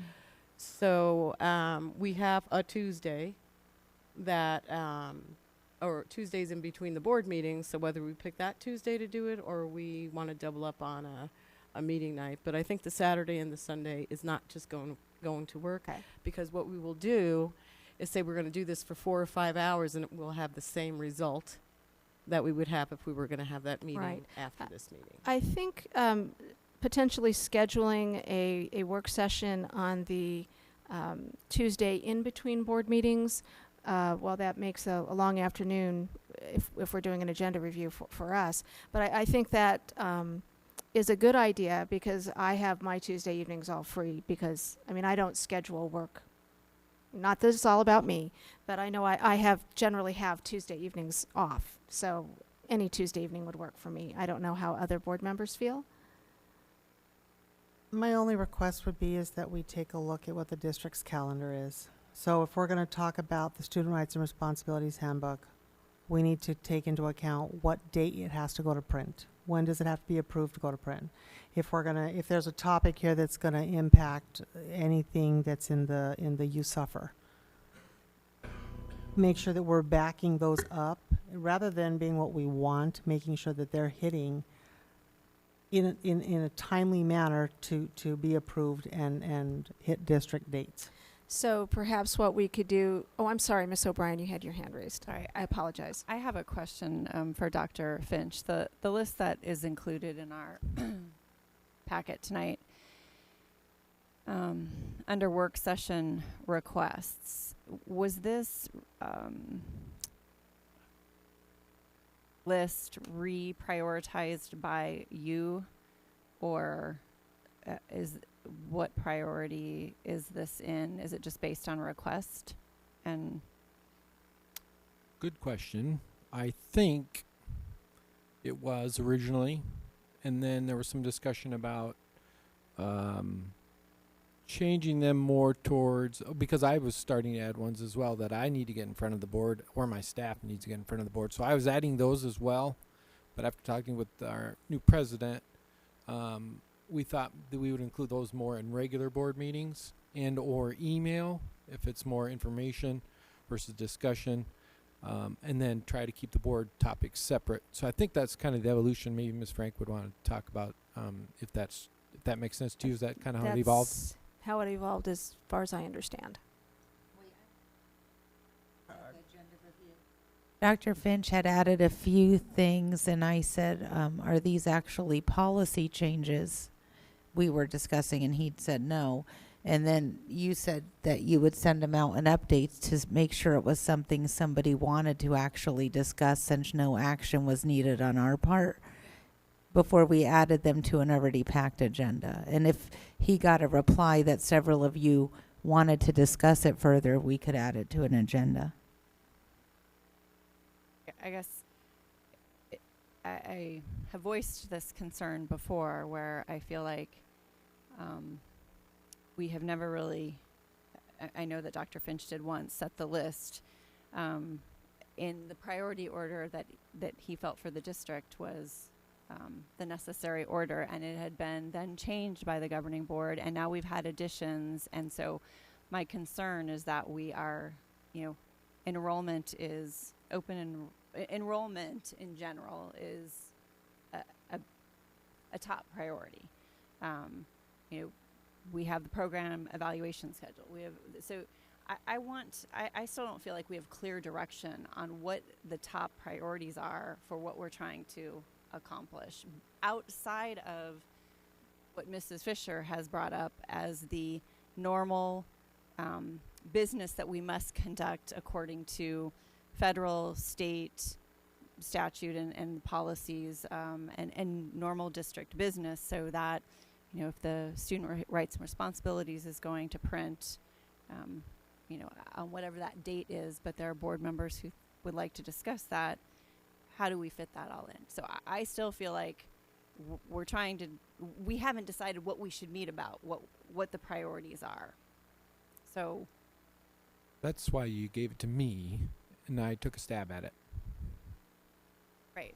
So Mrs. Ordway. I was just going to say, so whatever the topics are that we have on the list, and the few that we're talking about that need to happen, if we align that to the strategic plan, we align that to what automatically rolls up, because we all know what rolls up, date this, date that, happens year to year. If we were to receive a list with that type of order, then we could better look and see really where the choices might still lay. And if something that is a hot topic that someone needs to talk about, we could incorporate that into maybe a board meeting night, but not these large topics that we need clarity for a couple of hours to discuss and vet. Okay, thank you, Ms. Tweedy. I think that was the thought behind having tonight. And your point on enrollment, Ms. Frank and I thought we should discuss it at the study session after today, but Dr. Finch thought you guys wanted legal advice and we didn't have the attorney scheduled. So we had a disconnect. And so instead of schedule it today, we didn't know. Are we supposed to schedule the attorney? Jenny, that's not what Ms. Frank and I thought. okay, and if I could just add to that, I don't know, as a kind of gentle reminder that we are very quickly going to enter budget season, which will add additional either meetings or length to our meetings. So I apologize for whatever maybe disconnect happened on enrollment there. I would love to see the list, as I guess Mrs. Fisher and Mrs. Ordway have both requested, rolled up into how we normally conduct business to make, I think that needs to be the priority list. Yeah, That would be my preference. I think when we originally, when it was requested that cabinet decide what the board should discuss, there wasn't really any direction given in that, and it was and so they prioritize things like, well, board goals and those things are important, and we do need those, but we need to make sure that the district is running first. My request would be that we turn it back over to administration with a little more direction in the line of, what's coming. as far as, okay, this has to get to print, this has, and that also grabs the budget stuff. These are our mile markers for the adoption of curriculum. These are our mile markers for budget. These are our mile markers for prepping for the next year. Do these topics fit into those mile markers? Put them in that type of order, and then add the things that we should discuss, would love to discuss, so that we can add them where they possibly could go, but that we're not stifling the district from moving forward on their business. And we're not here till all hours like it's been, because I think we all agree that our brains turn off at some point. So that would be my ask. And then if we discuss the additional sessions, just have. These are the topics, and actually say what we expect. If we're going to talk, we know when we're going to dig into something, it's going to be a big dig. Maybe just do one or two, and then clump all the little ones, and let's get a bigger chunk of those. That would be my desire. Ms. O'Brien, did you? Go ahead. Okay. So if I'm understanding this correctly, the board would like the administration to reprioritize the list for us. Is that what I'm hearing Based on from my district- board? based on On district need. So then they would perhaps create a list of items that would best be covered in a regular board meeting based on the schedule of when things need to be done, as well as big picture items that would be more appropriate for a work or study session. Is that the direction that? Yeah. Yes. Ms. and O'Brien? I think yes. I Okay. think that's a good summary of it, as well as going ahead and picking a couple of those Okay. off. and I then guess remove the duns. Tuesdays. And then are we agreeing, because obviously we're going to need extra meetings, so if you look at that list.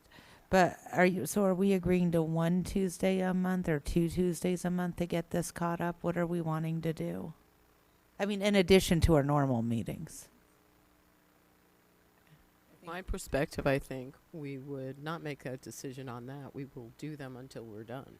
So we'll align the Tuesdays to the work that needs to be done. So perhaps we could choose a Tuesday as a target date, and then administration could look and see what fits best on that date. So at least we have a date on the calendar, so we're not coming back in 2 weeks going, yeah, we... Right, like our priority would be a Tuesday, but if they're already booked, since they do make their schedules long before we sit here and decide that they Right. need to give us another I don't think we Tuesday. have to have it, though, in this room. We could just post it But- for any room. We may not need to have it in this room, but there are people in this room that need to be in our meetings. So in other words, check their schedules as well.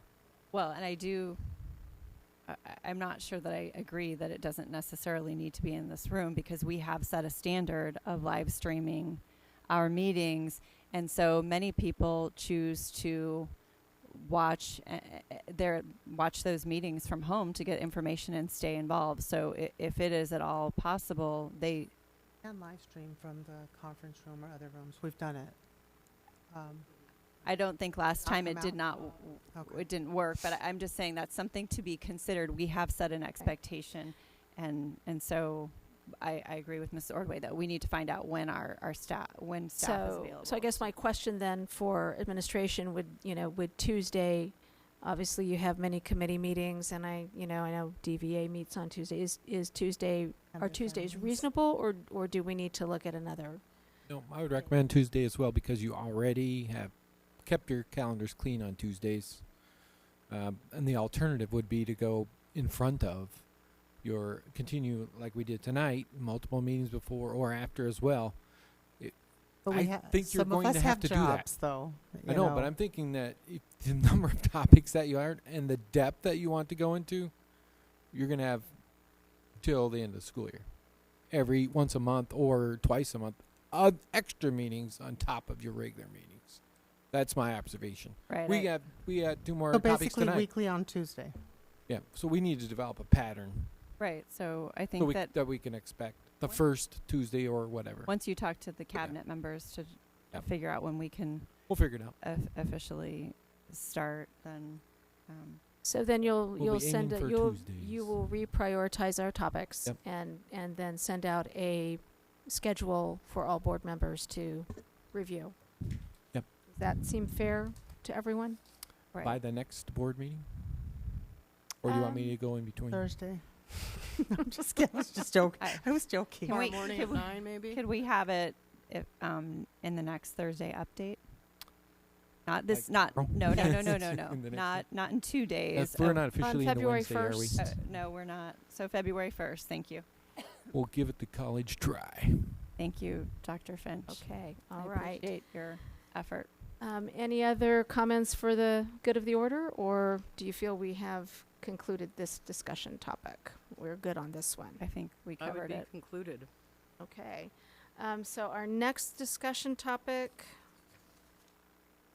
item 8B, board notification guidelines, and I believe this was a topic that Ms. Fisher had requested to have on the agenda.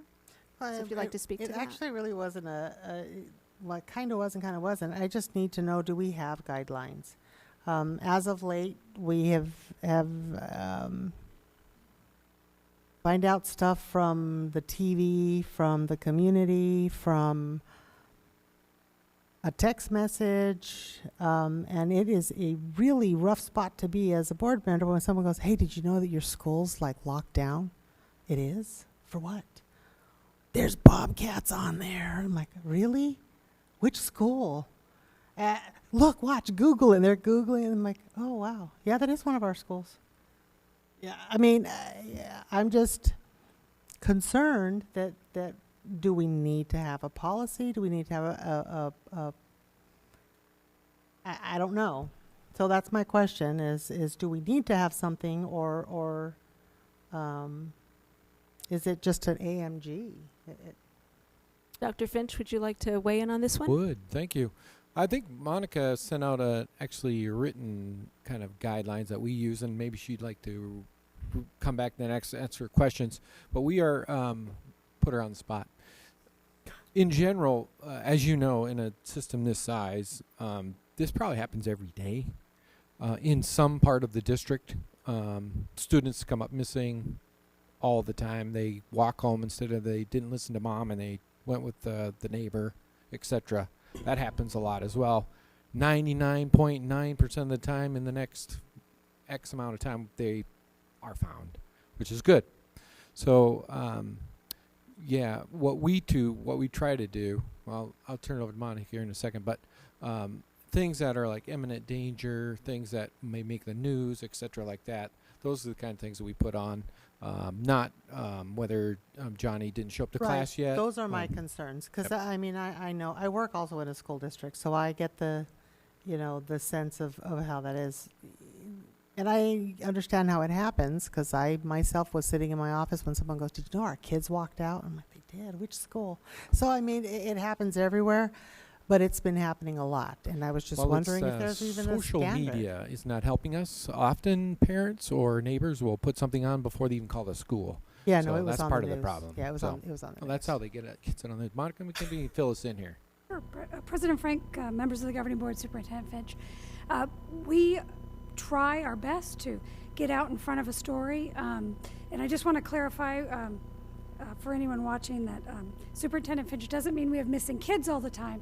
There are just times when they don't let their parents know where they're going to be.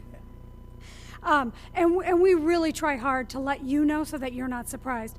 The things that drive the decisions when we let you know what's happening are student safety and if something is on the media. And I do apologize, the Bobcat story, we didn't get that to you as soon as we would have liked, as soon as we should have, and that's an anomaly. But generally, when things are going to make the media, or there's a student, and it's a negative story in the media, or there's a student safety issue involved, we try to alert you as soon as we can, because we know you're going to get those questions.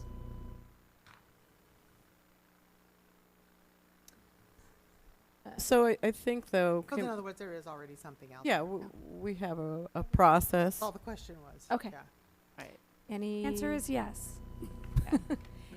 Okay. Any other discussion on this topic? No, Okay. I mean, All right. thank you so, for doing it. Yeah, thank you. So, public comments we have already completed. Future meetings and dates are posted. And can I get a motion to adjourn the meeting? I move we adjourn the meeting. Second. All those in favor? Aye. Aye. Aye. Meeting is adjourned at 9:10. Now we get to have our work session. Can we have a Can we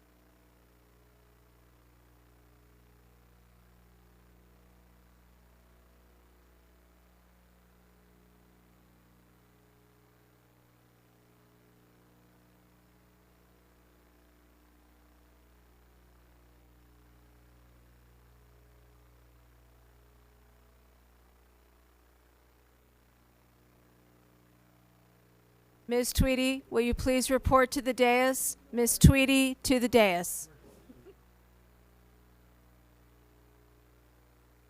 Calling Miss Darcy Tweedy to the dais.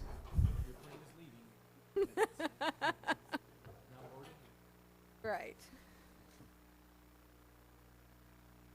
Right. Okay, I'd like to call to order the special meeting of the governing board. Let the record show all 5 members are present. And I need a motion to adopt the agenda. I move we adopt the agenda. And I'll second that move to adopt the agenda to the second meeting of the night. All those in favor? Aye. Aye. Aye. Okay. All right, so we have 2 topics for our work session. Oh, sorry.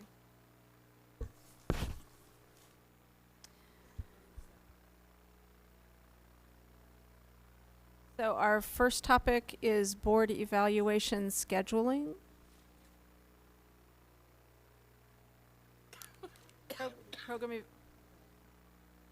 Well, I'm reading what's on here. It says program evaluation scheduling, which doesn't match what I have on my paper, which says program evaluation.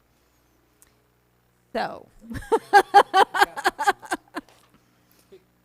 we'll go with program evaluation and fixing the slide later. Yes, that'll work. Okay. If President I may, Frank. maybe I should introduce Dr. Smith first and the reason why he's sitting there. If you remember, the 30-second version is, that was part of your goal, one of my goals that you passed to me. And so we started tackling it. I think we've seen this a couple times. The last time we met, you asked for definition, so that was his homework. And so now he's sitting here again with to walk you through any more questions you might have, so we can start our schedule or work on a plan B. Dr. Smith. Thank you, President Frank, members of the governing board. I do have a short presentation, but there's nothing, literally nothing new in the presentation. The new piece of information, as Dr. Finch just stated, are the definitions that you have seen and are also in the board book. And so the presentation is just to remind you again how we got here, and it'll be real quick. It started with surveying administrators, executive cabinet, and the governing board on a number of topics that could be evaluated formally for the district and rating them based on their complexity and their urgency. Special ed popped out at the far right-hand corner. Nothing in the bottom right-hand corner that was urgent and easy to do, but you see all a number of the topics listed on this chart. We then went out and did the same thing for special education. We asked executive cabinet to do a financial and cultural impact. Special education again came out at the very top. We went out and asked to break down special education with the help of Dr. McCusker and Dr. Galligan. We listed a number of topics and again asked administrators, pre-K-12 administrators, executive cabinet, and you, the governing board, to rate those in terms of urgency and complexity. And here you see the results of that with sorted from the left to right based on the administrators' responses, with program delivery being the first topic. After that, we just set a couple of guiding principles. We wanted to use that input if we could. We wanted to balance heavy and smaller stuff if we could. We assessed that curriculum would be on their own cycle, would not be a part of this list, and we might need to come back after doing several of these and see if we're still on the right track. And then we listed a number of constraints and other considerations. We do have resource constraints and capability to how many of these can we take on at any one time. We have the impact that doing any one of these would have on other departments. If we do something in the special ed area, it'll impact the special ed department, so we'll need help from those resources and the expertise from those resources, obviously. And then you can see the rest of the kind of considerations that we took into place, which brought us to this slide. And so this is a slide that we showed you last time. It has that same sort of schedule on it, maybe with a little compaction in it. And then I would just urge you to remember the new piece of information you have, which is a set of more detailed formal definitions of what each of those things are. This was put together again with the help of Dr. McCusker and Linda Lewis and Dr. Galligan and their expertise. Many of the things you see in the definitions are enhanced by specific either ADE or federal laws around what these things mean. And so there's my my latest shot at what a schedule might look like. And I would be willing to answer any questions as you discuss the proposed schedule. Okay, can you?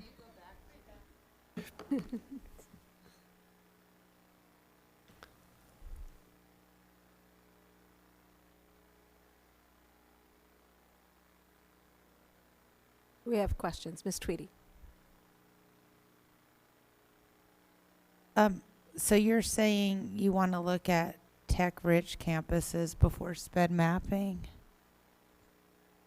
In this, President Frank, Ms. Tweedy, yes, with this proposed schedule and the guidelines of trying not to bite off multiple heavy pieces at the same time, although tech-rich isn't necessarily straightforward, we would probably, in this proposed schedule, we would do tech-rich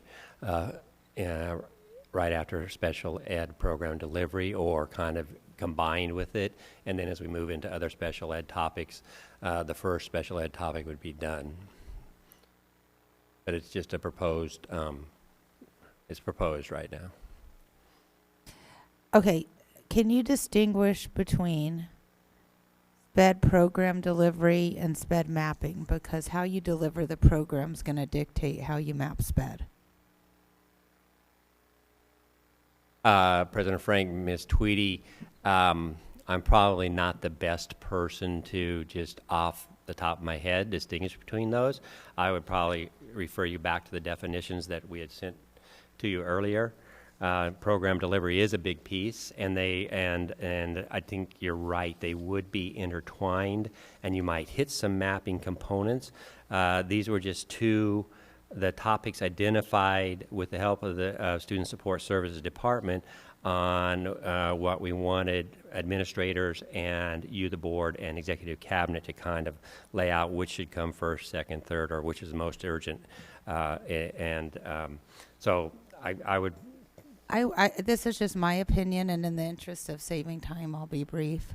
I think you need to combine sped mapping with program delivery. If you deliver it in a self-contained, you're obviously going to map it differently than if you use an inclusion, and that has to drive that. You can't just change people's delivery but not change their supports. That wouldn't work.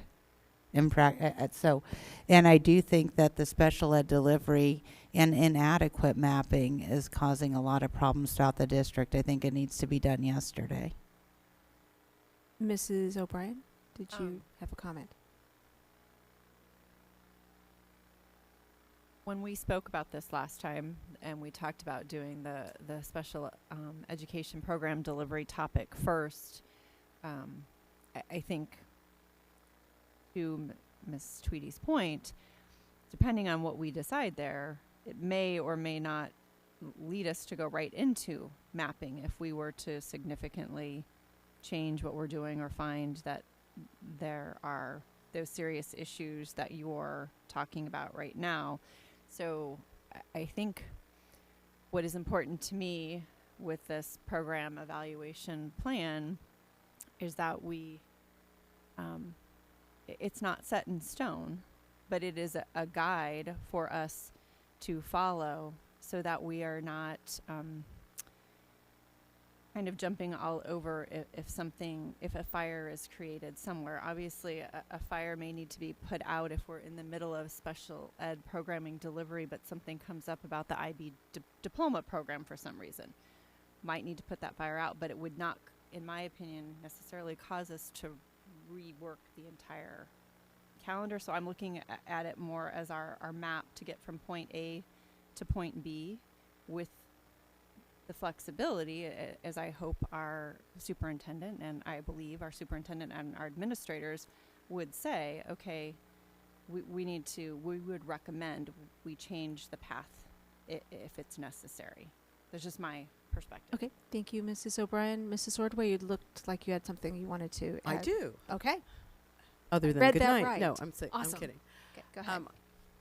With the special ed department, I think that there are things that would have to be looked at simultaneously, because if you're doing a program delivery and you're changing something, the mapping would be part of that. There's so many things that are part of that. So I don't know that because they're separate on there, that means that, oh, when we do this, we won't be looking at how it affects that. Or I'm looking at somebody or is we can't look at the special ed program evaluation only in chunks, because it's all connected. There's nothing that's not connected. Right, it is interconnected. Mrs. Fisher, did you have something to add?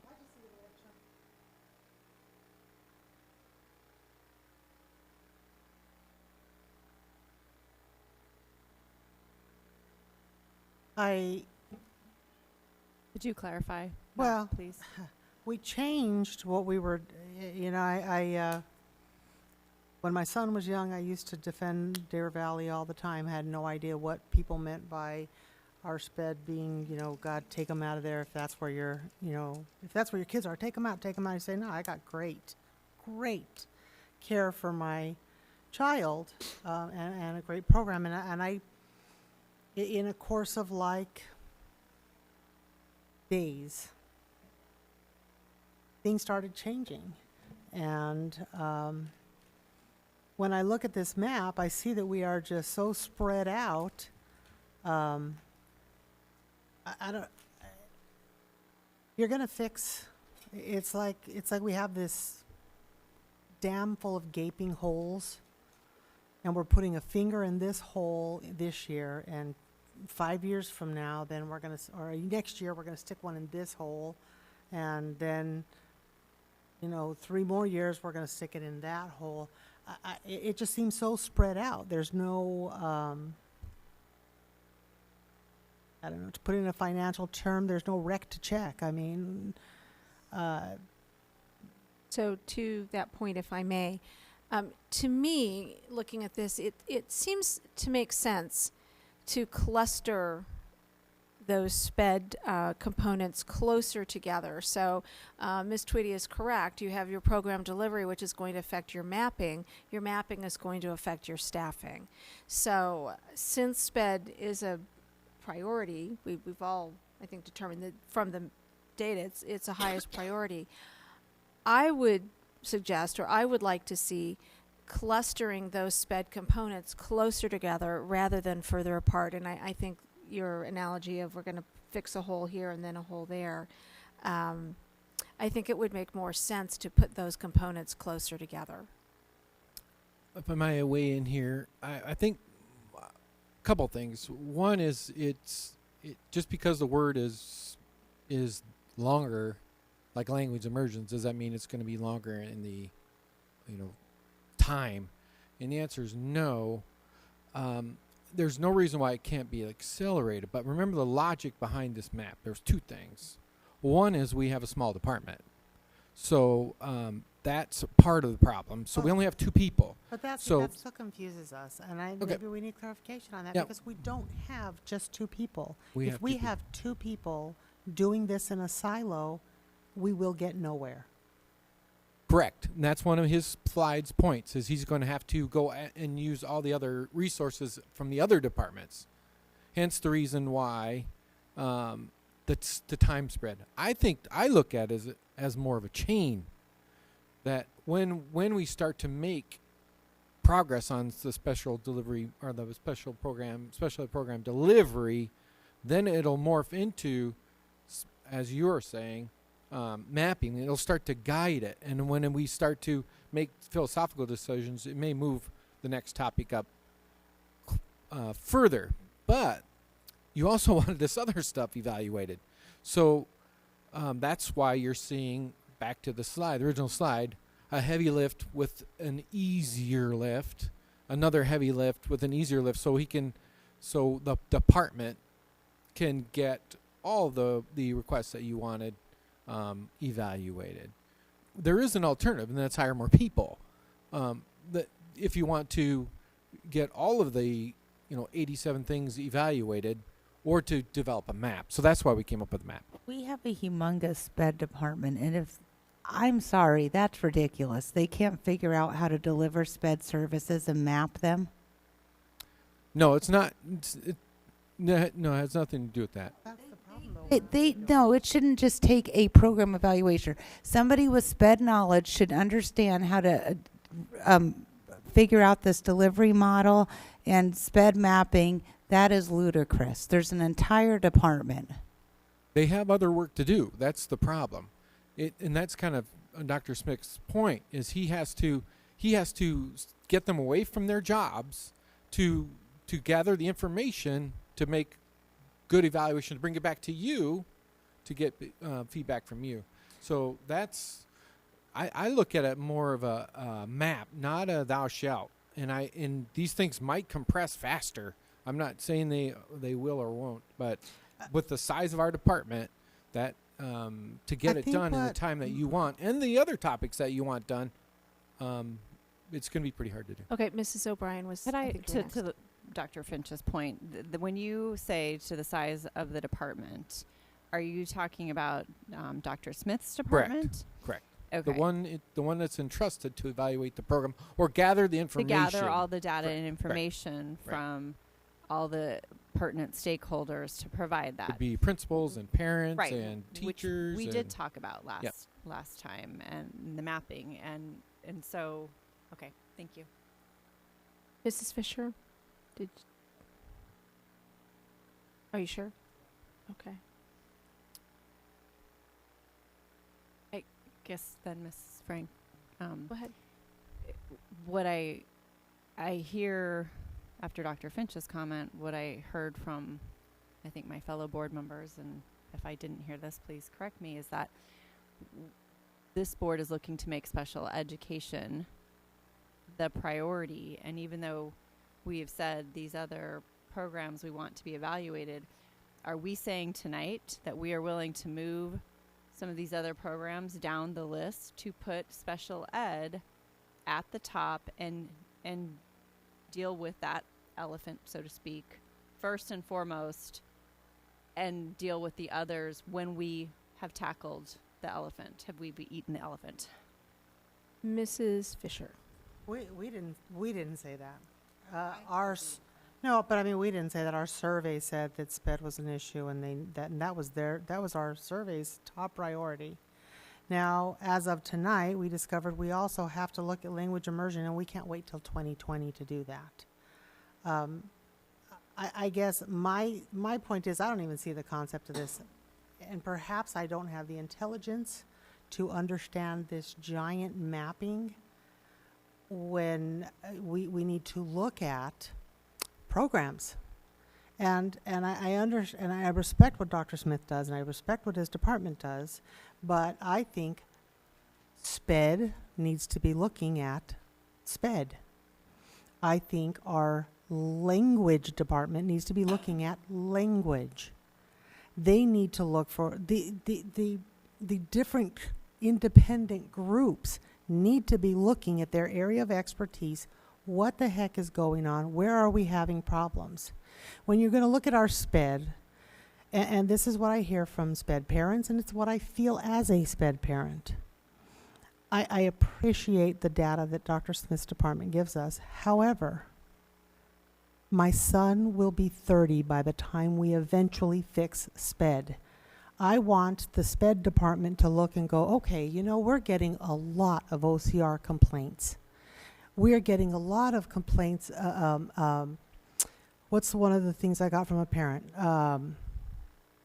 Something about being paid off every time they file a complaint. Why are so many people being paid off every time we get? And I said, what are you talking about?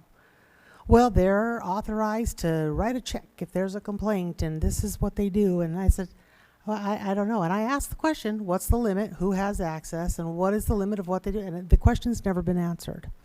I appreciate this plan of perhaps continuous improvement in these areas, but SPED should be looking at SPED.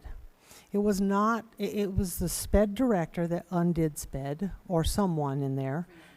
Previous, previous, because it was long before Ms. McCusker joined us. And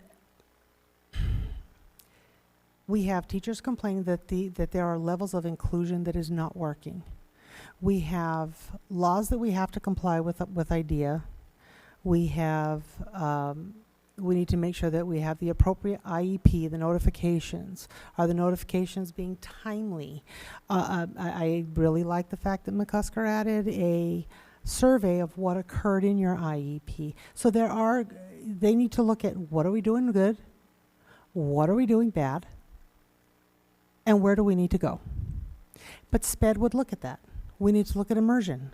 What's going on good, what's going on bad, what do we need to address? We know a topic we have to address. And those, I guess I don't get this concept at all. And you're right, 2 people cannot do this. Correct. So to that point, it sounds, correct me if I'm wrong, several board members would like to see SPED looked at more holistically rather than chunked out across several years. Is that a fair statement? Well, I think that's a fair statement, but to add, I don't know that, I think that with the SPED program, I think there are specific areas that board members feel are not being done right. So I don't know, for whatever the reasons, based on parents, it's not, I don't know, how or students, but what I'm saying is, at this moment in time, it would be an email that someone gets, it's anecdotal information, so we don't know exactly what numbers are or any of that. So how would we instruct the special ed department to say get better at what you're doing if they believe that they're continuously improving and doing it right? So unless we give them direct instruction. But we're not talking about emails that are received by any of us. We're talking about a SPED department that receives the OCR complaints, that sits in on these, that does those. They have that data. I don't really mean, I'm not trying to interrupt you. I am really sorry, but I'm getting a little tired and we're kind of dragging things out a little bit long. That's exactly what I'm talking about. You say there's OCR. I think there might be some. So if that data, when that data is there, what process is there not in place right now that they're not addressing it, or are they? So to get back to the program evaluation plan draft, which is the topic, so it sounds like there may be a desire to look at the SPED program more holistically. And Dr. Smith, if you could explain, your role and then how the SPED department and SPED teachers, because I certainly think administrators should have a say in this. How does that all work together? Your department plus our SPED employees, administrators, classroom teachers, who all have an opinion or an experience to help inform how we can improve the SPED program, if that question makes sense. What are you going to do? President Frank, I think it makes sense. I guess I would address it kind of in a generic way for whatever we do, but we'll apply it specifically to special education. I do have, historically, I've done a couple of program evaluations here, and I have a template for kind of a process and then for sections of information that we need. Part of the process is building a team that will be able to ask the right questions and know what the right data that we do need to get, and then going out and getting that data. In my head, for special education, it's going to involve several surveys. One of those stakeholders that we would survey would be these 5 board members, because I think there's very strong knowledge and opinions there that we want to make sure we're answering those questions. But clearly teachers, both gen ed and special ed teachers, would be involved in that data gathering process. Administrators would be involved in that data process. And then I have to, or somewhere in the process, I don't know if I necessarily need to understand, but somewhere in the process we need to understand, okay, what are these perceptual information and the data that we're gathering, how is it related to our actual special ed processes and policies and what we're doing. So, and then the rest, so the template would be a process to say, how do we document what we said we're going to document and answer the questions that we said we're going to answer, and then come to some conclusion that is presented in a fashion that's, it might be formative and these things need to change. It might be summative and these are the things that we need to stop doing, or it might be say, hey, I need to start doing some new things. So that's kind of a generic version, I think, of what you were looking for, and let me know if it didn't help. Right. So given that SPED, it's just a heavy lift, and given that it had the highest priority, I mean, it was way apart from everything else on your plot, would it be feasible to take several of the items that are related to SPED and put those closer together on your map? President Frank, surely, yeah, that's feasible. That we could, just in my head now, and with the exception of Ms. Fisher's suggestion, it bumps other things unless those individual departments are doing those other things. Okay. What do other board members think about what I just said? Oh, what you just said was awesome, and what Scott said makes sense.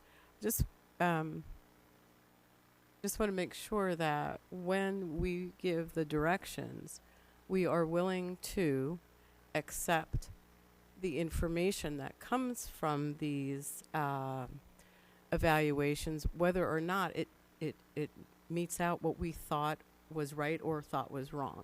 Okay. Because I don't want all that. Don't want the work to go on, and then we say, oh, forget it. I thought it was much greater than that, or I thought it wasn't that. Okay, Ms. Tweedy.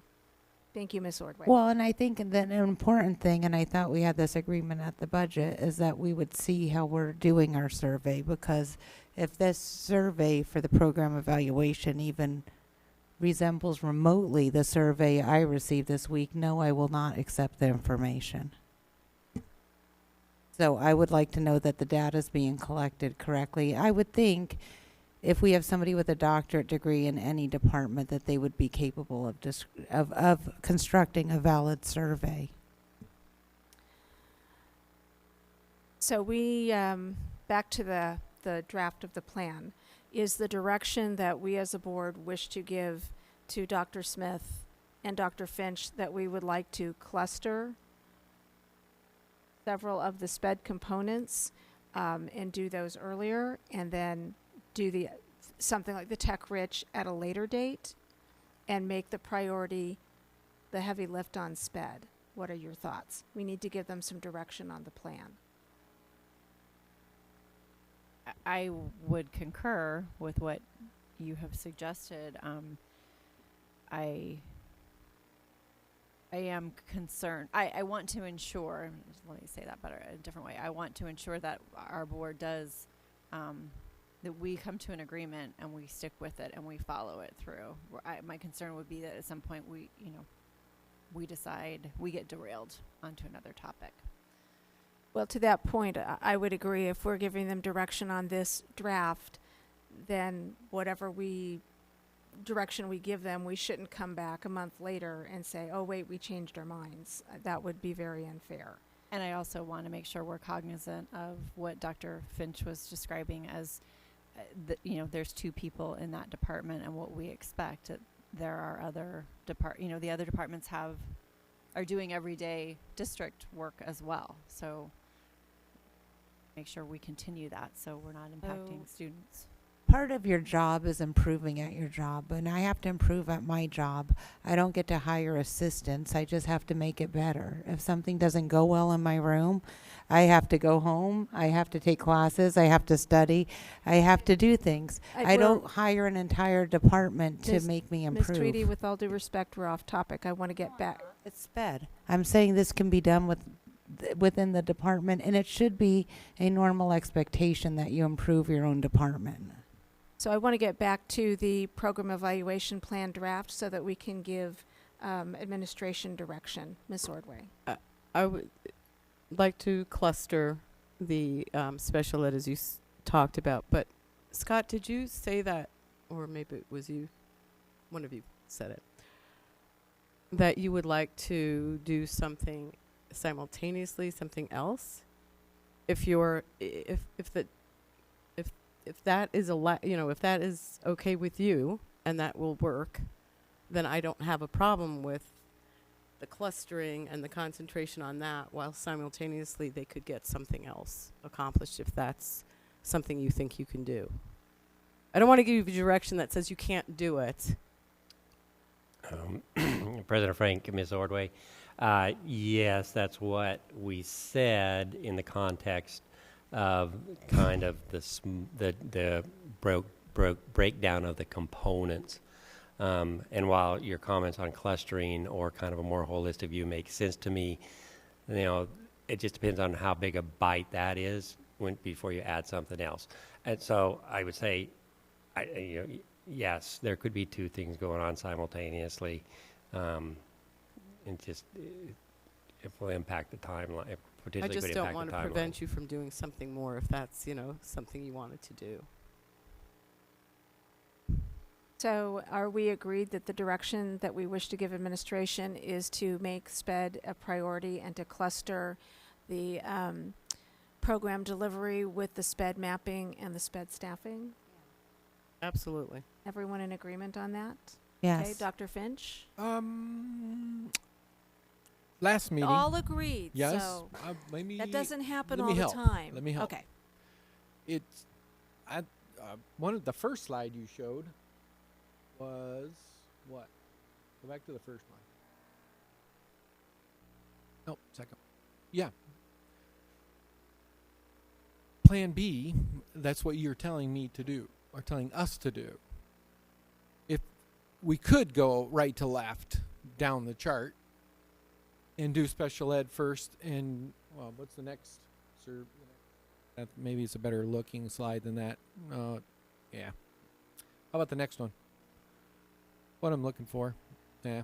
So this I like is the other just one the better. breakdown of special ed. So this slide would Like this say, one the best. to your point, this slide would say, hey, if you're going to knock off the next most, what people said is the most urgent, you would look at basically Vista Peak Public Day School. And Right. But what I'm saying, though, is Which is part of it could be, as we go down the slide from right to left, if that's what you have now agreed to do, all the other things are going to be off the list.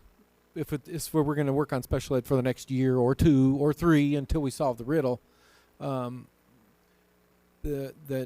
looking at, for example, our agenda topics. It's a great example. We started with a plan. That's why I'm trying to stick you to a plan. And we keep adding more to it, which is awesome. But I'm a plan guy. So if you tell me we're going to go right to left and start marching this way, then we'll march that way. But we drew out the other way, thinking heavy lift and light lifts, thinking you wanted those other things evaluated as well. And so if you're saying, now I want you to go right to left, start with special ed, tackle that monster first, then move down. Do you want us to redo the chart to indicate such and then bring it back? Or because I would like a 10-year plan in front of us is what I'm begging Well, we for. should do SPED. Thank you, Ms. Tweedy. Ms. Ordway? I just wanted to say that I'm glad that I can see Public Day up there because that's a really large portion of special ed, and if there's a reason how or why we separated it, and I'm sure there is, I'm just saying that that's like that whole great big graph right there. That could take, if you include it, I mean, were you planning on? Okay, I'm really talking to Scott now. So how is it that you were? President Frank, Ms. Ordway, it was its own separate topic on the original survey. Clearly, as part of the spectrum of service delivery, especially if you did a more holistic special ed evaluation, I imagine it would come in there at some point. Okay, that's what I thought. Just thought I'd point that out because it's 2 words and. We can redo the chart with your suggestions and bring it back. Okay. Any objection to that or any further comments?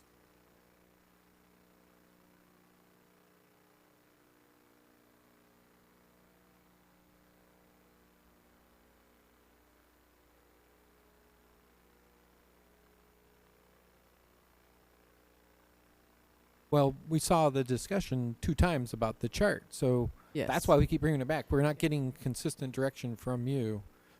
So once we redo the chart and everyone gives me a thumbs up in a public meeting, that'll say, hey, let's go. Let's get busy. We can bring it back as a discussion item. Yep. And And then- since we've discussed it twice already, it may be a brief discussion item. And Ms. Ordway, you look, I you had was just something you going to wanted to say, say. if you could put the rationale of how you redo the chart, that would be awesome.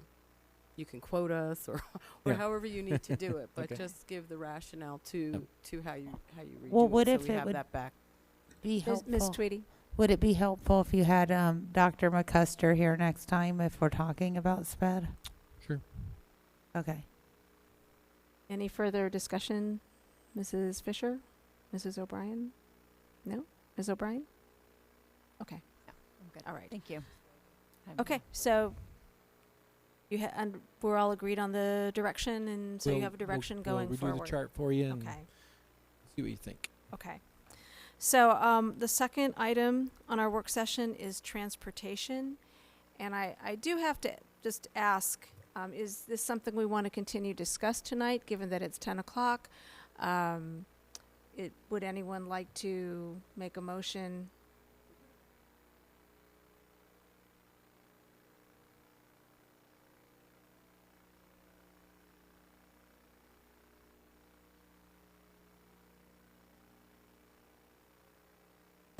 President Frank, I couldn't hear you, Ms. Tweedy. Do you have a presentation or an answer to our questions that I'd given? Could he at least show us those real quick? We won't talk. Yeah, his computer puked, so he's going to do it from his brain. Oh. So the 5 questions that you sent me, I sent him. Well, and he I knows sent the them answer to based those. on things I but remembered you guys time-wise- asking too. Yeah. It depends on time, how you guys feel about time, but those. Do you wish to continue with the discussion on transportation or defer this to another meeting? Could the questions that Ms. Tweedy forwarded you and Mr. Miglerino's answers come in the Thursday update? An idea. We could review them and go from there if we need follow-up or if we need it at the next agenda. Was this transportation to increase our Yeah, I asked about picking up students from other districts, like how you'd mentioned that one night too. And then Ms. Ordway had mentioned transportation to West MEC programs. We'd both mentioned that. I'd brought that up. Yeah, we certainly can't have enough time right now to Yeah, discuss if we could just have those questions and the answers in an update.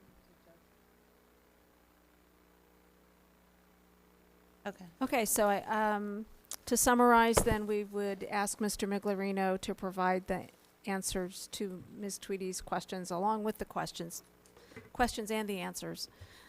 Don't give me the answers without the questions. In a Thursday update. Is that? Yeah, if that works for Dr. Finch and Mr. Miglerino. That. Doable. Jim is just thinking how he's very lucky stone-faced, or I don't know. Got up at 1 a.m. this morning.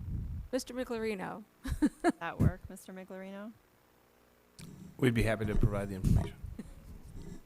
If you'd like to stay longer, you don't look like you want to stay longer. Okay. No. So then Mr. Miglerino will provide the information in a Thursday update. And can I get a motion to adjourn the meeting? Make a motion that we adjourn at 10:55 or 9:55. Second. All those in favor? Aye. Aye.